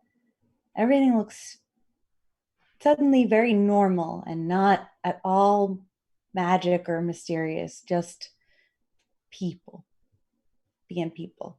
Okay. You're not sure that you can tell if anyone feels particularly connected to you. It's almost like you can kind of see a little bit of a connection with everybody here in a way, but nobody's totally standing out. Gotcha. He's gonna keep zipping. Okay. All right. Anuj and Tessa, I'm going to say Arlie will hang around with you and lightly sip her fey champagne and just kind of be nearby.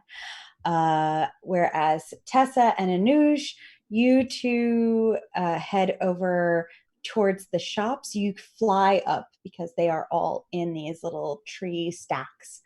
There is what looks to be a jeweler everything in the jewelry shop looks to be polished stones, lots of polished stones, some encased in tiaras. All of the jewelry is solid, nothing like loose chains, all of it like gold or silver pieces of metal in like hard shape. That's kind of the style of everything. Okay. It looks to be. But you do find a jewelry shop. What are you looking for, Tessa?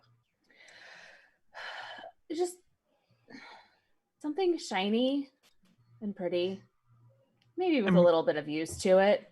I mean, there's a lot of tiaras. Yeah. Are you a princess? As much as I don't think so. That tells me that you could be a princess. Potentially. I mean, I don't think I am, to the best of my knowledge. And Orly should have crowns. I like this idea. I like this plan. So what's your favorite color? You should get a gemstone in that color. Green. Like bright emerald green. Mm-hmm. You like the color green then? Yes, I do. I can make you any kind of jewelry you could ever want in the brightest greens. I think we were talking tiaras, weren't we, Anuj? Mm-hmm. Tiara it is then. You like swirls in your stones. You like bright and shiny and smooth. I like sparkly stones. I have just the thing for you.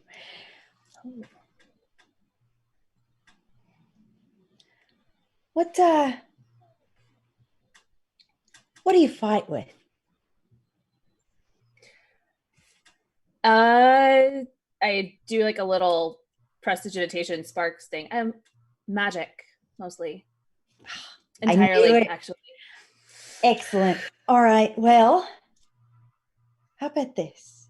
And she pulls out a little tiara. It's silver along the edges, and the stone in the middle is full of a swirling spiral of sparkly fairy dust. The stone itself is green. It seems to just continue moving in a little swirl. I could put it on you. Give you a little look in the mirror. Yeah, let's do that. Is it magical? It's just magic enough. Okay, I just What want to does make it sure do? that when she grows, it's not like a ring all of a sudden. Thank you. Thank you for that. Would hurt if it was on my head too. No. Once she connects with it, it'll be hers. And she'll be able to use it and give her just that little bit of extra help. And she pops it onto the top of your head. And you can feel it kind of like sit a little tilted at first and then adjusts and sits nicely on the top of your head. It's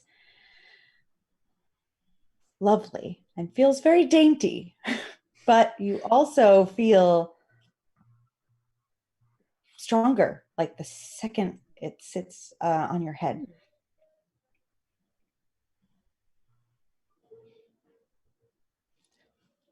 She like tilts a little mirror up over you, and it's very pretty. Very pretty. You look like a dream, dear. Thank you. So what does this? She's like kind of like messing with her curls, trying to get it to like lay correctly over the Do that little thing you just did. Do it again. No. The spell. The magic. Oh, that. Yeah. Oh, sorry. And like purpley blue sparks come out of her fingertips. The purpley blue sparks are like, they just shoot effortlessly out of your fingertips and are bigger than you've ever made with the same amount of effort that it just took you before to make a tiny little half spark. It was easy, so much easier to just summon that magic forth from your fingertips. I think the tiara likes you. I think it does. I like the tiara. Well, I made it myself. I'm very proud You're of very it. talented. I am very talented. Very pretty. It's true. And if I do say, it very much suits you. Thank you. What could you possibly, if you're interested in taking it home with you, what would you like to give in return? I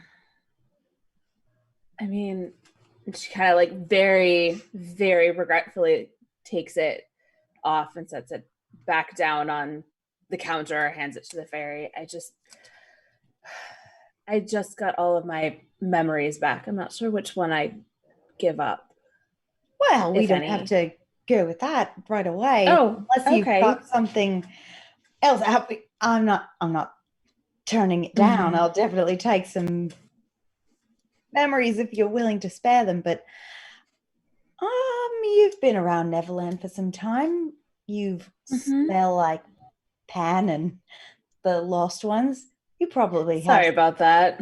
No, it's a fair thing. We can. Okay. Oh, I have this that she pulls out the crossbow that she picked up from Pan's camp. It comes from the lost camp. Just take it and give it a little look. Got any arrows for this? Finds a few crossbow bolts that she also has and hands them over. You sure you're all right with parting with this? Because I could take your first birthday too. Unless if you're willing to part with this, I'll take it. I've quite literally never used that. So please, you can unused. I mean, somebody may have used it before me, but at least it hasn't been used in the last week. So this has been fired. Yeah, this has been fired. Not by me. By you? All right. Yeah. Well, then, if you're all right with parting with it, I'll take it. Absolutely. You got yourself a brand new tiara. You're looking excellent. Beautiful. Put it back on and floof the hair. Yeah. Oh, lovely. Give me one of these, like just put your fingers like right in there. Oh, beautiful. Do a little wonderful hair flip. Yeah. I love it. Thank you. Thank you. Can we get something for Aurelie, or tell Aurelie to come here and get her crown? You've got another lass in the group. I could get her something pretty. And she's very pretty. What is your name? Me? Anuj, me? Looking at you. Oh, I'm Anuj. Well, you also we might have something you might like. Well, I like the styles and everything, but there was something else I wanted to see if I could get. But I might come back. All right, then. Please, there's so many other shops around here, but if your lady friend wants more jewelry, please send her on down. I've got something for everyone. Okay.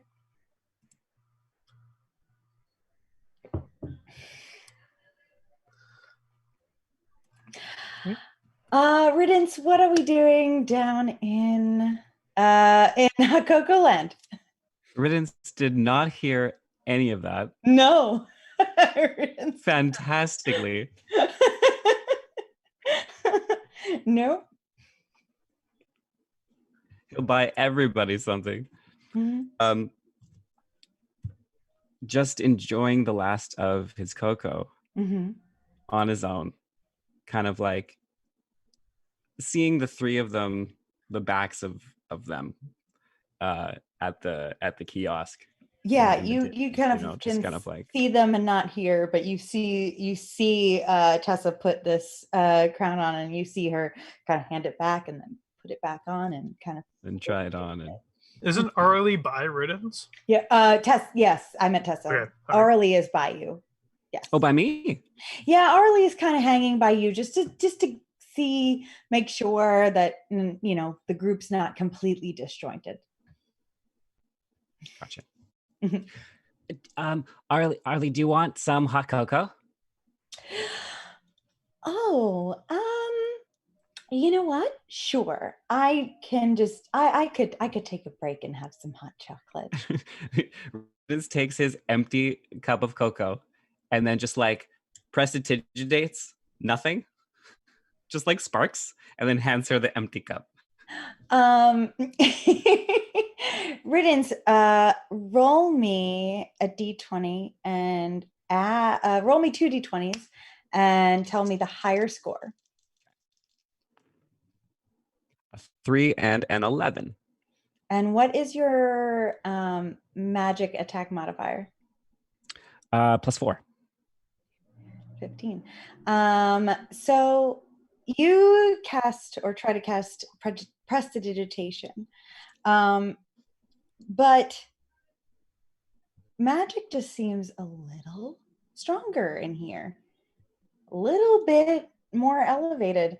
And you tap the edge of that cup and you're pretty sure that you did prestidigitation, but Arlie takes it and takes a sip and like, Prince, this is quite good. How did you do that? I believed. Have you ever done that before?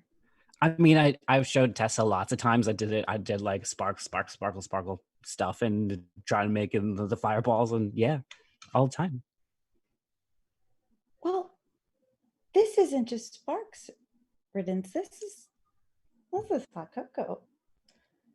And this time Riddance looks in the cup and is like, what? You did something. Did you do that on purpose?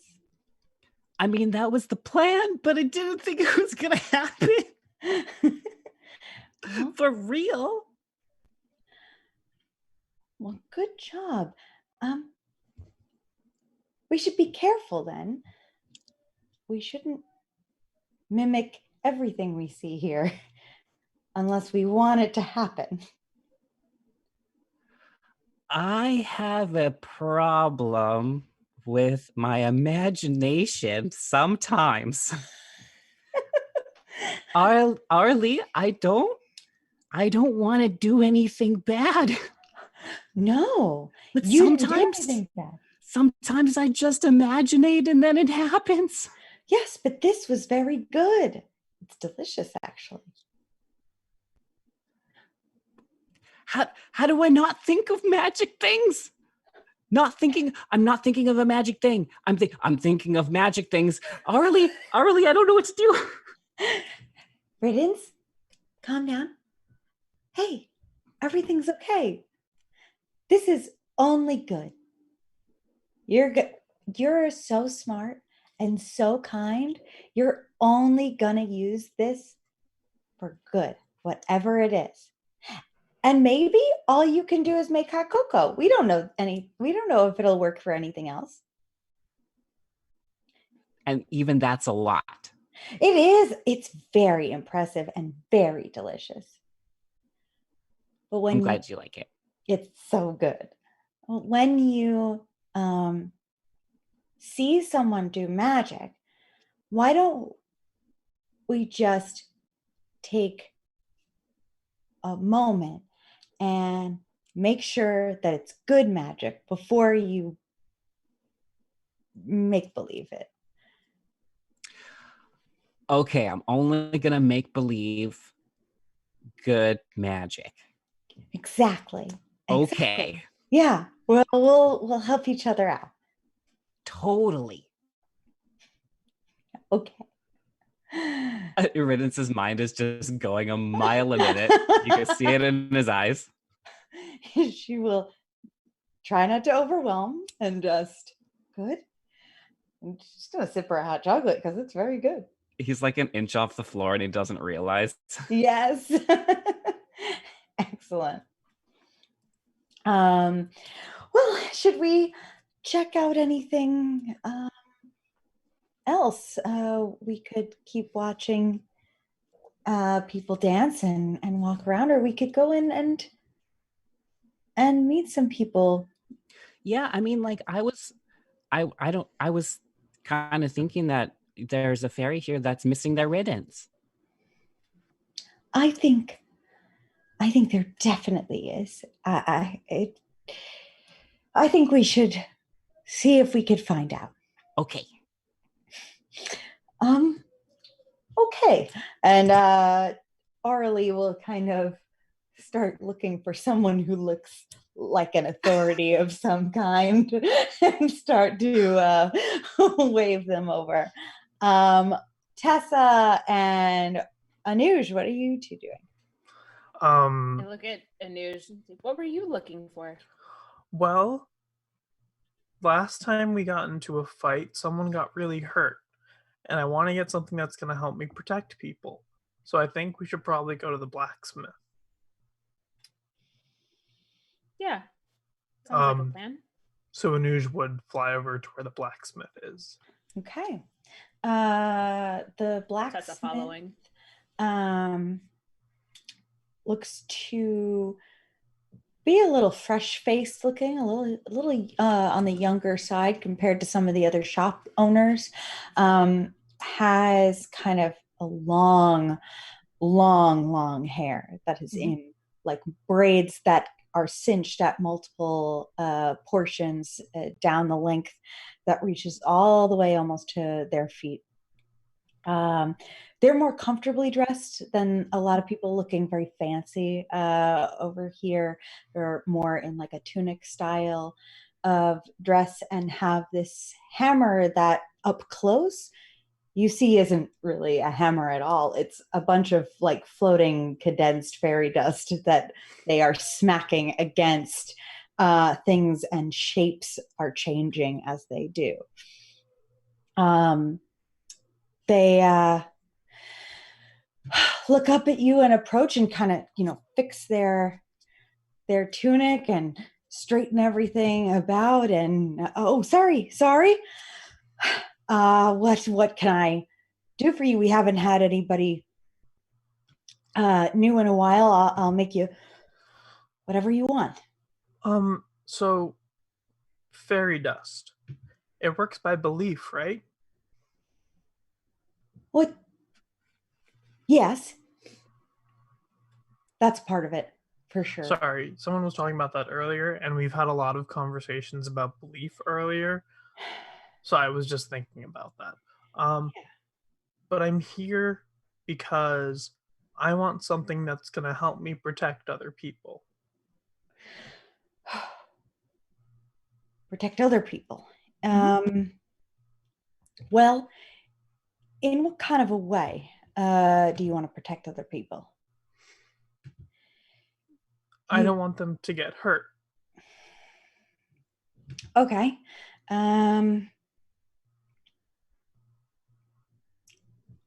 Great.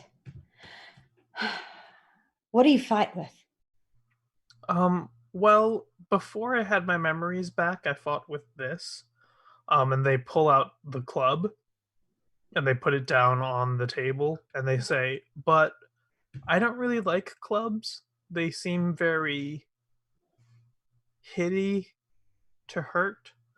I actually prefer staffs because I feel like they can be helpful and they can also do other things. Sure. So that's what I normally fight with.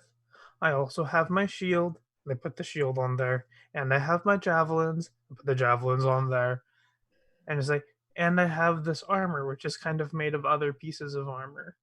So that's the stuff I fight with. I can also do a little bit of magic. And that's because I really believe in doing magic. All right. Yeah. I can make something for that. And that will protect.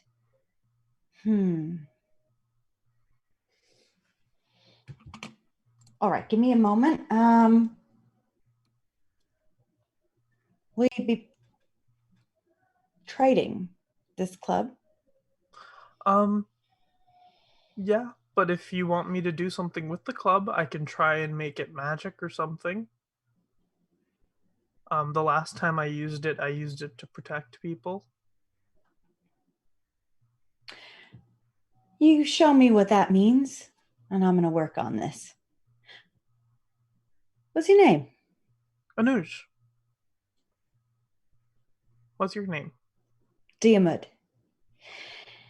Okay. Give me a minute, and Okay. I'll be back. And they kind of duck behind a little curtain and ruffle through some things loudly, come back out the other side, and they are carrying what looks at this point a very plain looking staff with almost no adornments, nothing, just basically it's a stick, a smooth looking stick. And then they'll lay it down on their anvil and they're going to start to go to work on it. Okay. So while they're working on that, we'll duck back in on Riddance and Arlie.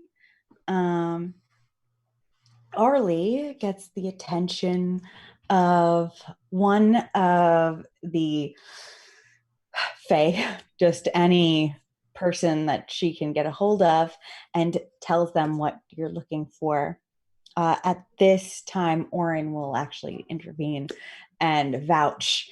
It looks like the person that Arlie found is somebody important looking. And Orin will say, I let them in. I told them that, look, they found our camp also. And, well, they also deactivated our deterrent system and were singing quite loudly. So I told them everything. Well, not everything. I told them about Tinkerbell, and I told them about what we needed.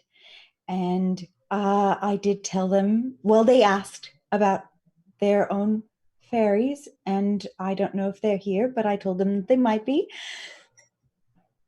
Sorry. We have never actually had a breach before, so I didn't know what to do. So I told them everything almost, and I let them in, and I made them small, and I gave them fairy dust. And anyway, I did it. Sorry about that. Totally my fault. But I think that we could help them, and they might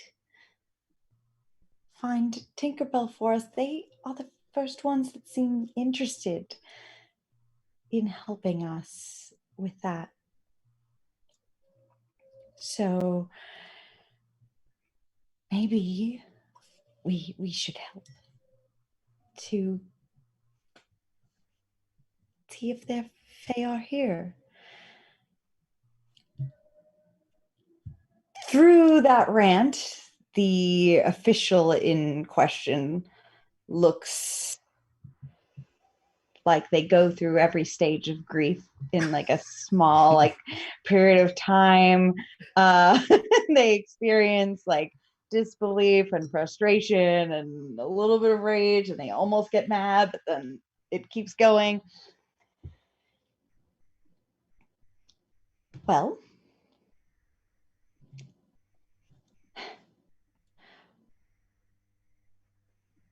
of course, we will cater to our guests, and we will reconnect them with their Fae if they should be here. We will deal with the rest of the implications of this come the morning. May I have your name, young man? And Riddance gets so excited and he pulls out his card and he opens it and he points it at this very authoritative person and just goes, Yes, hello, my name is Riddance. I am an official from the Department of Neverland Maturity, and I would just like to say hello, and it's really nice to greet you. And I am here in case my fairy is looking for me. Young man, may I tell you that no matter if your fairy is here or elsewhere, that he is looking for you. And she will do the same thing with Orly, who will introduce herself as well. Right.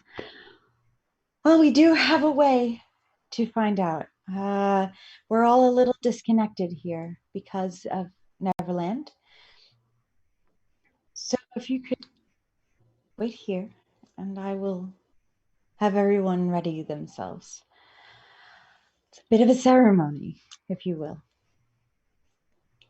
Have a seat, and please have another cocoa.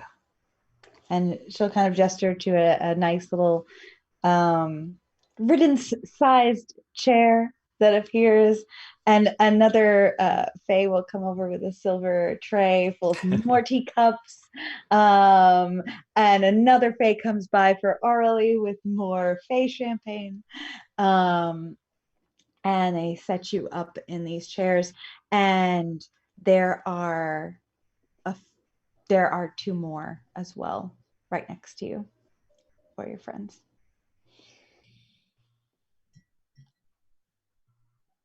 Tessa and Nuj, as this Fae is working, you see that the staff starts to change its shape, like little knots appear in the wood, and the knots start to twist around and become a swirl at the top, forming a branch that kind of comes up like almost like antler shapes, but a little bit smaller than that. While this is happening, he said to try and show him what I meant by making the club special. So Anuj is holding the club and taking their finger and tracing over the lines, the rings of the tree, basically, and just kind of singing a little song. Like the tune is nonsensical, but the words are what they're trying to get. It's sort of like a good morning song, like a wake up, trying to sort of get this piece of wood to remember what it used to be. In the sense of it used to be part of a greater whole of a tree, which was alive, and sort of imbuing it with that piece of life. So that's what Anuj is trying to do. Okay. Why don't you give me a roll and add your magic ability modifier. That is a 16 plus 2, 18. Beautiful. Yeah. Exactly what you want. It's like the club remembers being a tree. Remembers not only being a tree, but being in the hands of people as it was being changed into a club. It kind of gets its whole history back. And while it doesn't look like it changes its shape necessarily, you feel that it's changed, and you feel very confident in that this worked. Anuj takes that and puts it on the counter and just waits patiently. Once they are finished with the staff and they kind of pick it up and inspect it and give it a little look over, I say, okay, this is going to work. I know this is going to work for you. Okay. I made this for you. And I push forward the club. I take the club in their hands and give it a little inspection. All right. You're pretty powerful. For a, you're a little bit of a tyke. Yeah, I'm a tyke. Powerful, I wouldn't say. Willful. I like that.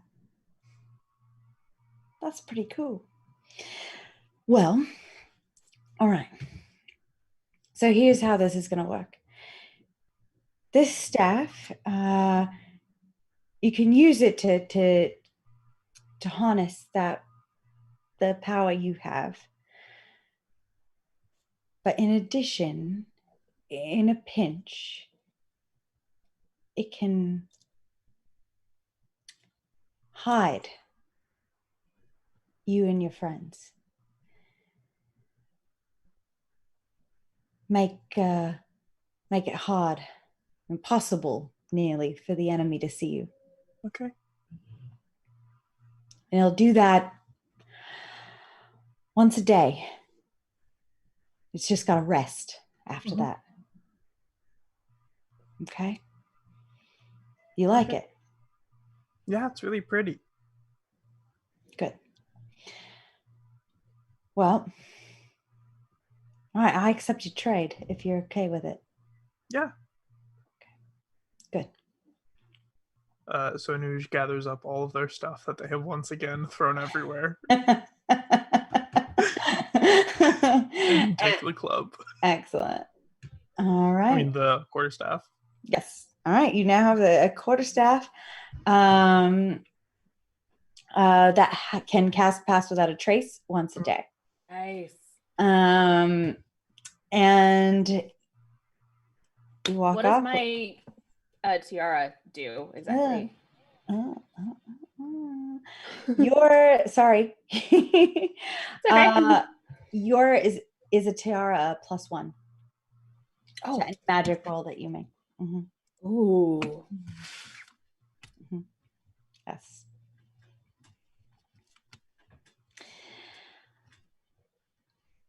Okay. As you kind of walk away from the shop, you notice that Prudence and Arlie are sitting in thrones down on the ground below, drinking out of fancy teacups and champagne flutes. And you see that there's a congregation happening of fae that are gathering down below. A lot of these shops are starting to close, pulling down curtains, closing little wooden tree doors over their shops, and people are starting to move down to this area and gather. Tessa, I think Arlie is a princess. She's on a throne. I think she is. And Riddance looks like he might be a prince too. Tessa, I didn't know that you were dating a princess.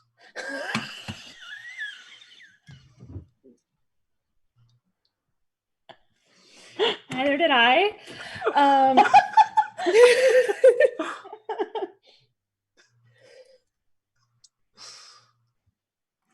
Literally does not know how to respond to that. Just like puts the empty glass on the tray, reaches out, decides, you know what? No, I'm gonna take a minute, but and not drink more of that. Like as that happens, like Arlie in the throne, finds you in the crowd and is like, I think we have to go. I think we do.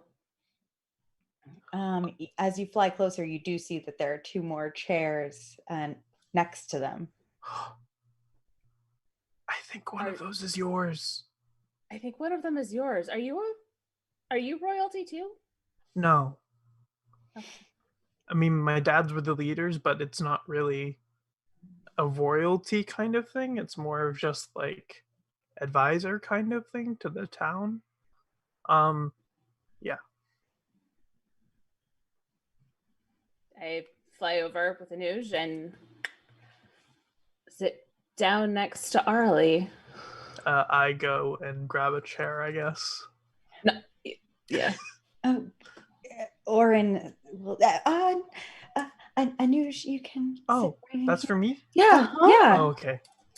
We're going to Anuj heads over. we're going to see if your fairies are here. Mm-hmm. As you can see, there are not that many of us here. You look out and there's like it looks like a huge crowd. Like Not many. Like a concert hall is a stadium full of fae.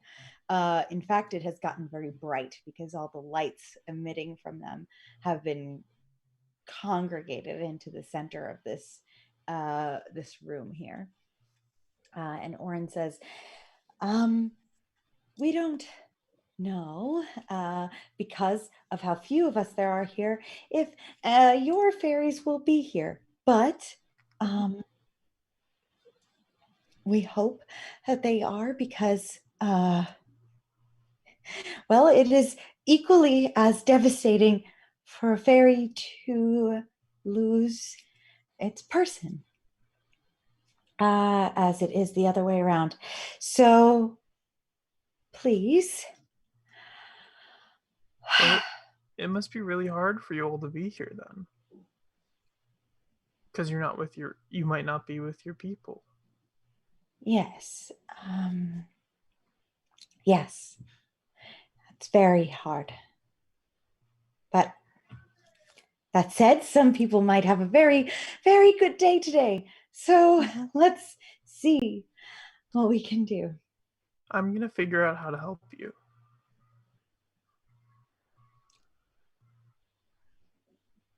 I believe you.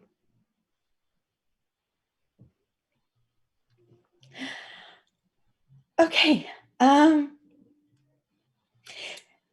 Anyway, let's get the fairy dust, and I will make the announcement. I'm going to make the announcement. And Orin goes up and flies just above the crowd. Says,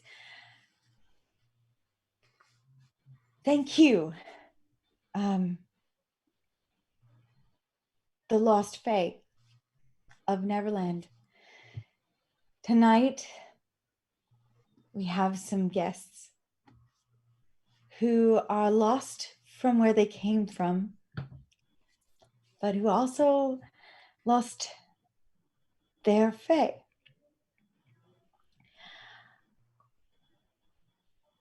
There may be some of them here among us tonight. Please join me in our peaceful harmony. And if you are here, I congratulate you in advance." And Orin turns to you and says, "You have a simple thing to do. You have the fairy dust on you already. You just have to say that you believe in fairies, and you have to mean it. And if your fae is here, they will know." Who would go first? Riddance will.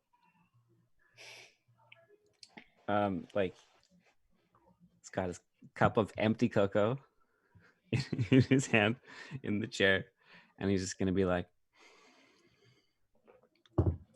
I believe in fairies so much, like the most of the most ever.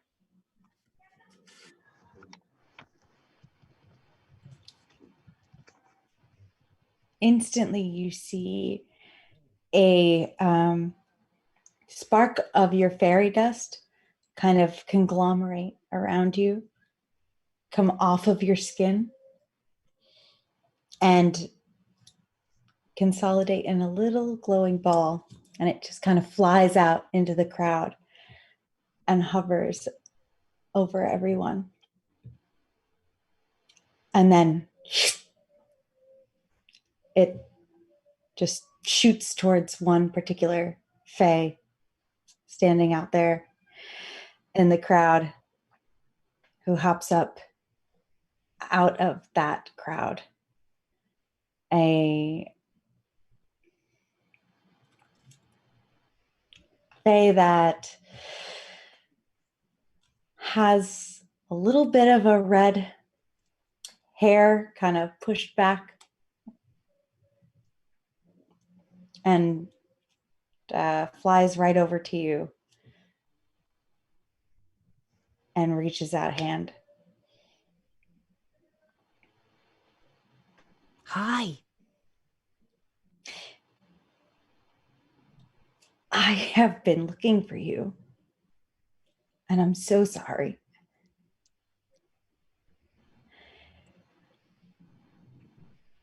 That I'm here instead. But you came.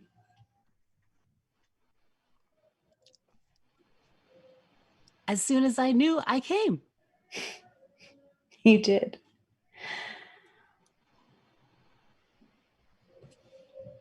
Do you know what this means? I have absolutely no idea. I know. It's great.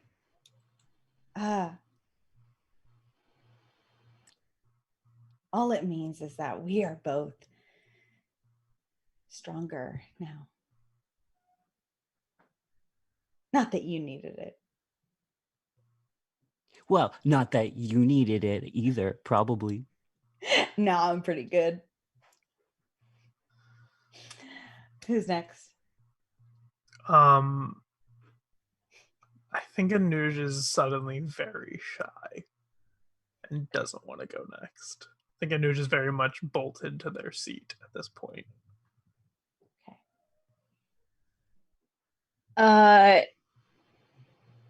Tessa's had just enough to drink to have some of those, like, you know, the adult senses of self-preservation just kind of dropped a bit. So she stands up and does the same thing of feeling a little silly saying this out loud in front of a giant crowd of people, but doing it anyway, fueled by, you know, Riddance's excitement and some fey champagne, and just says a lot quieter than she'd intended, I believe in fairies. The fairy dust around you also coagulates, becomes its own thing, and shoots out into the crowd, hovering over and over and over and over, and just stops, goes out. I'm sorry. I'm so sorry. It's okay. It's okay. There's lots of places that your fairy. Yeah, you said this is only a small group. It was really unlikely. It's totally fine. Grabs another glass and sits down. Totally fine. It's okay. It's really okay. I'm so sorry. They are similar. Oh yeah. And Anuj like pulls their legs up off the edge of the chair and is now like curled up on the chair, looking very worried. I look over at them. Are you okay? What if I'm not good enough for a fairy? You're amazing. If you're everybody has one, and if your fairy is here, I mean, They're probably super excited to meet you.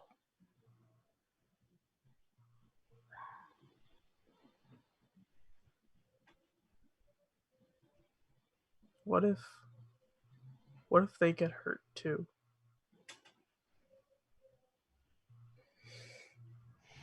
I mean, it's a risk you gotta take.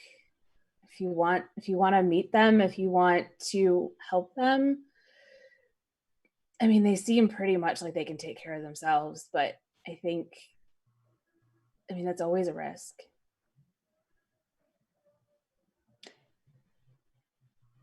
Will you stand with me? Absolutely.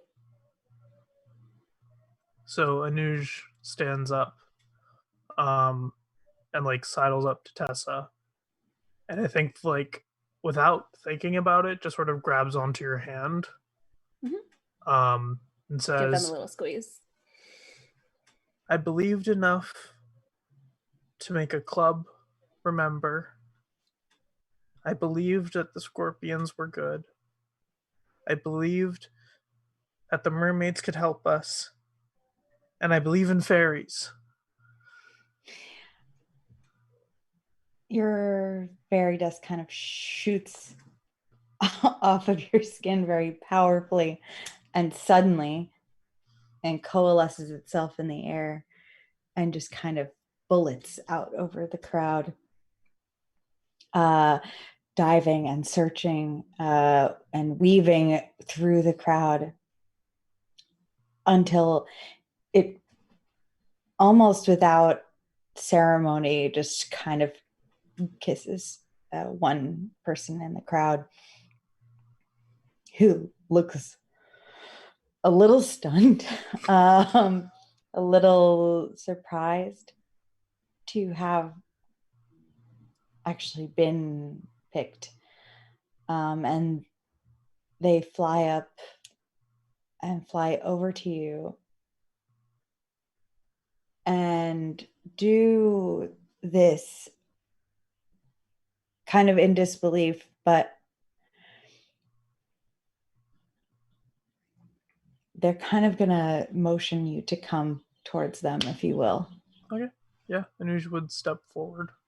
And they're a little bit taller than Anuj, and they'll lean down and kind of like head to head and fist in fist, and just say, "Wow."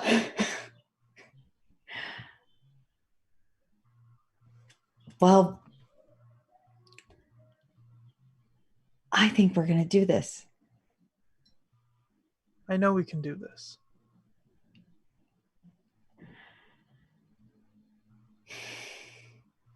Yeah. It's good to finally meet you. I'll be honest, I didn't know you existed until 2 days ago, but it's good to meet you too.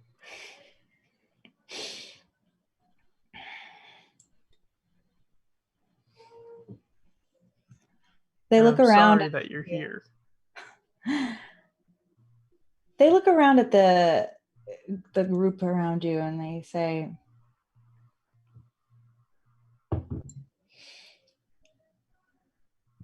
You're in charge of this group." Me? Yeah. Well, technically, me and Riddance are a team, and Arlie and Tessa were backup for this mission. Yeah. So I personally think that me and Riddance have equal ownership / leadership rules, but Tessa and Arlie were there for backup in case something went wrong, and then Tessa broke the people. Sorry, real sorry about that. They were fake people. They were fake people. It's all right. Yeah, I know. I just sorry. Yeah. It wasn't real. It was an alarm. Just an alarm. No biggie.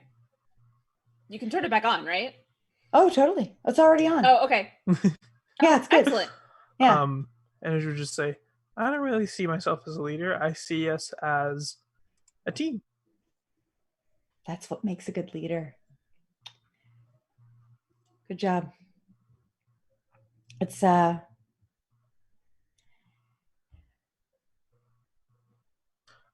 What's your name?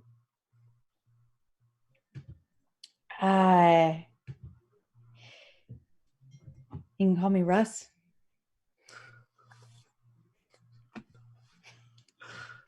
It's nice to meet you, Russ. Nice to meet you too. And Orly at this time will stand up and clear her throat and give a very nice, kind sounding, genuine, I believe in fairies. And her fairy dust will come out over the crowd and swoop around and eventually dissipate. I think she'll probably reach out and grab Tessa's hand, give it a little squish. Yep. The squeeze back. Mm.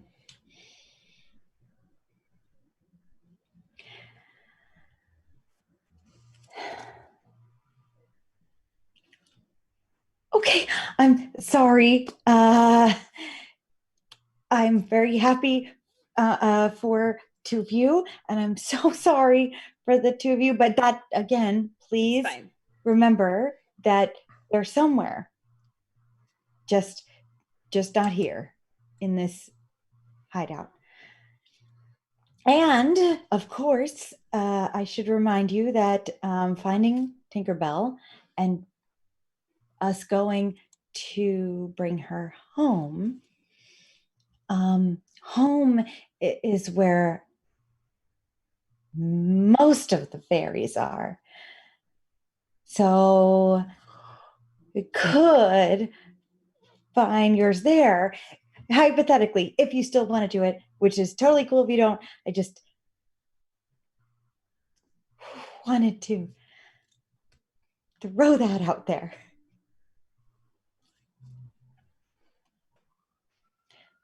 Thank you. You're welcome.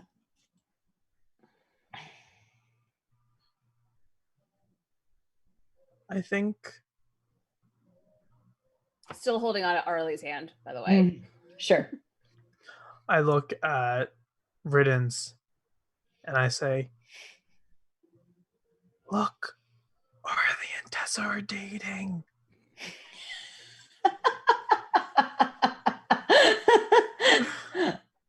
Riddance's like mid-complicated fist bump handshake creation. Yeah. With his fairy. Yeah. Who is like very down and is definitely like trying every single thing and is excitedly coming up with new like flicks and stuff with you as well. And he turns and like, what? I think they're dating. Oh. Cool. Yeah. Okay, you continue your handshake. Yeah. As the handshake continues.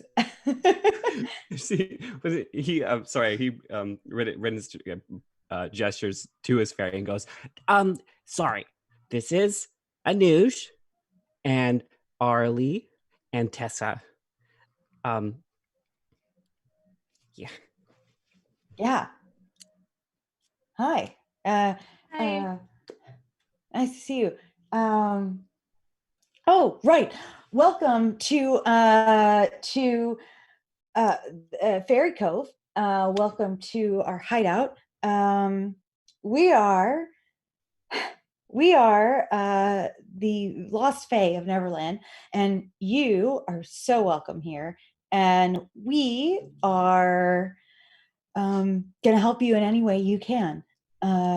We're absolutely going to fix Neverland and make everything good again. And we're going to get you home if you want to go home. And if you don't want to go home, you can stay here, but we'll make it better first. And we're going to do it as a team. And we're going to help Tinkerbell and Pan remember how to be good. I hope so. Riddance leans forward to his fairy and like loud whispers. Mm-hmm. And he goes, that was what, I was taught to do when you don't actually know somebody's name. So what you do is you introduce somebody, you just introduce everybody you know, and then you kind of just like open the door so that they can introduce themselves, and it's like not even awkward at all. And that's like, what I was trying to do, but right. I don't. Sorry. Morgan, I'm Morgan. Nice to meet everybody. Sorry, I just didn't catch. I didn't. That's good. That's clever. That's good. I didn't. Nice to meet all of you.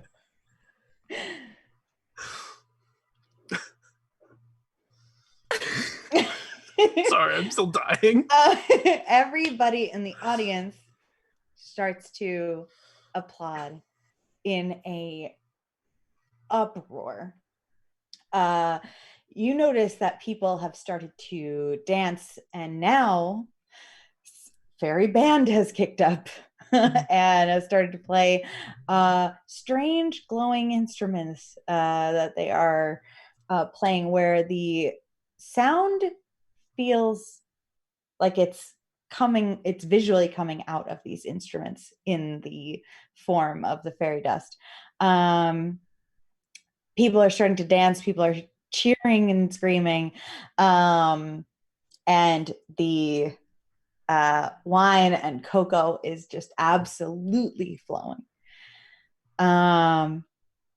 Oren comes over and just clapping right in your face, is just like, I know that only half of you found your fairy tonight, but for us here, that's a lot. That's a big deal to us. And I think, and she'll kind of look to Riddance and Morgan and Anuj and Russ and say, I think you four should go celebrate and get to know each other and connect and find out what this means. And I would like to talk to Arlie and Tessa for a moment, if you don't mind. Sure, yeah, okay. Go enjoy the party. Enjoy the party. Riddance just like zooms up. Yeah, and Morgan right behind you. Yeah, Anuj would like walk up to Tessa and like wave for her to like bend down slightly. Mm-hmm. And then whisper in your ear, you should take Arlie on a date today since you have this entire festival. Thank you. I might do You're that. welcome. Me and Riddance will stay out of trouble. Uh-huh. I will stay out of trouble. That. There you go. Okay, that I believe. And Anuj would then turn around and join up with Russ. Yeah, and Russ will kind of walk with like a little, just a bit of a cross-armed stance, just kind of listening to what Anuj has to say as you walk away. Okay, so Tessa, Orly, I think you should also have a party. I know that they said you should have a date. You don't have to have a date, but if you want to have a party, you can have a party. If you want to have a date, you can have a date. We'll set up everything. That was whispered to Tessa. But what I would like you to know and remember is that as exactly as disappointed as you probably feel right now,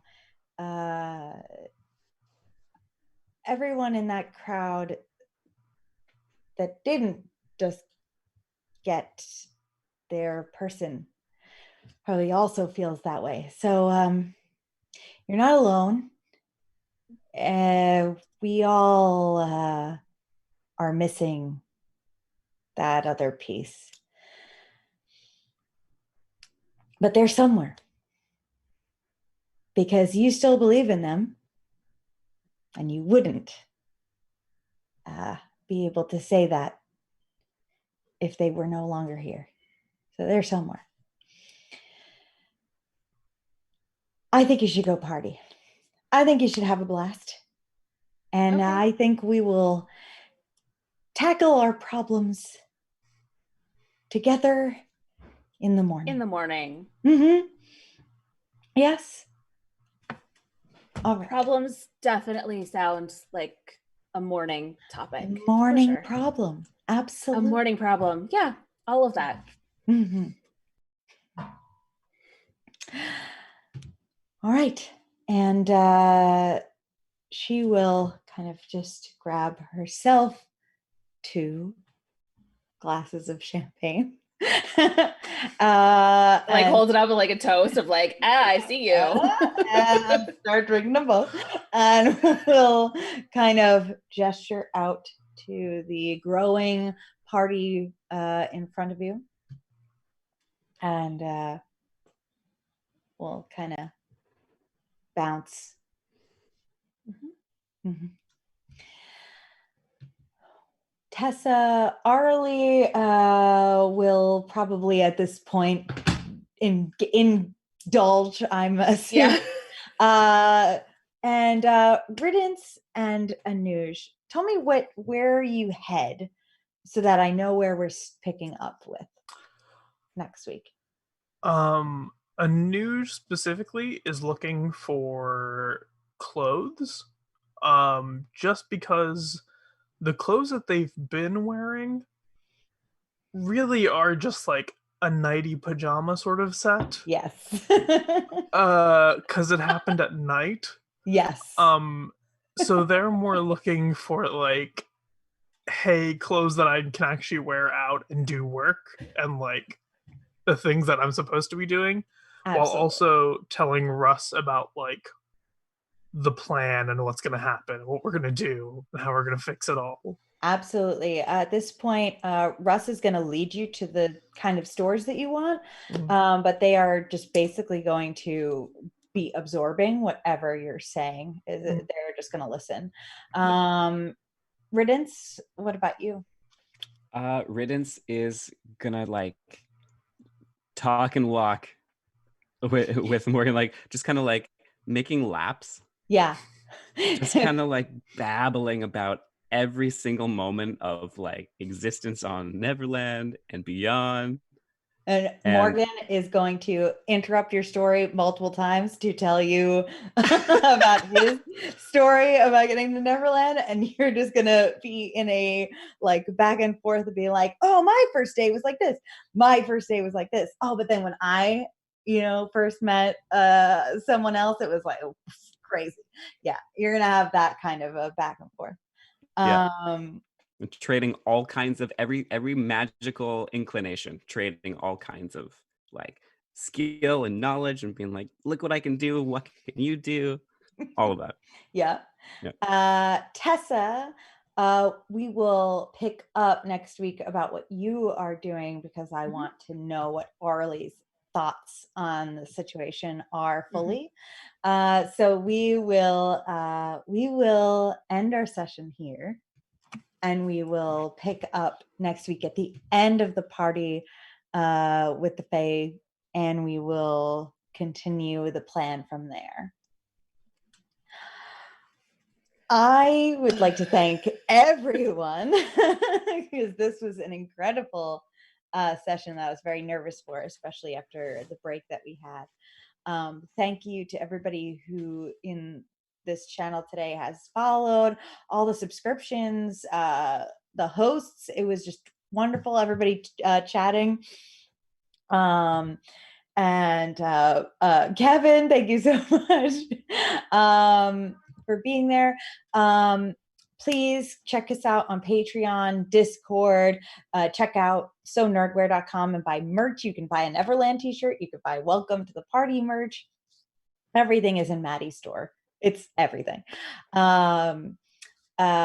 We are going to raid someone. Do we know who we're going to raid yet? Who's streaming? Let's see. Thank you, Kevin. Kevin, you've been really wonderful. We're going to raid Dice Priority. So as always, if everybody could give Dice Priority a little bangerang when we get into their chat as a little hype. Thank you, Beyond the Six. Thank you so much. So once we check out Dice Priority, we'll give them a little bit of a oh yes, thank you to Jack C, to Donald G, Nerdy T, and Michelle E. Thank you all for rhyming so well, and for also being our biggest Patreons. I really love it. Does everything rhyme like that? I don't know. Yeah, so we'll go and do that raid, and we'll be back on next Saturday at 2 p.m. Same time, same place, hopefully. And hopefully we'll have Kate back and we will know what is going. Okay, the raid's not working, but everybody go to Dice Prairie and tell them Bangarang and say that you came from here. And those are the deals. That's what we do. We're a team. Mm-hmm. We're going to go there. In fact, I'm going there right now. And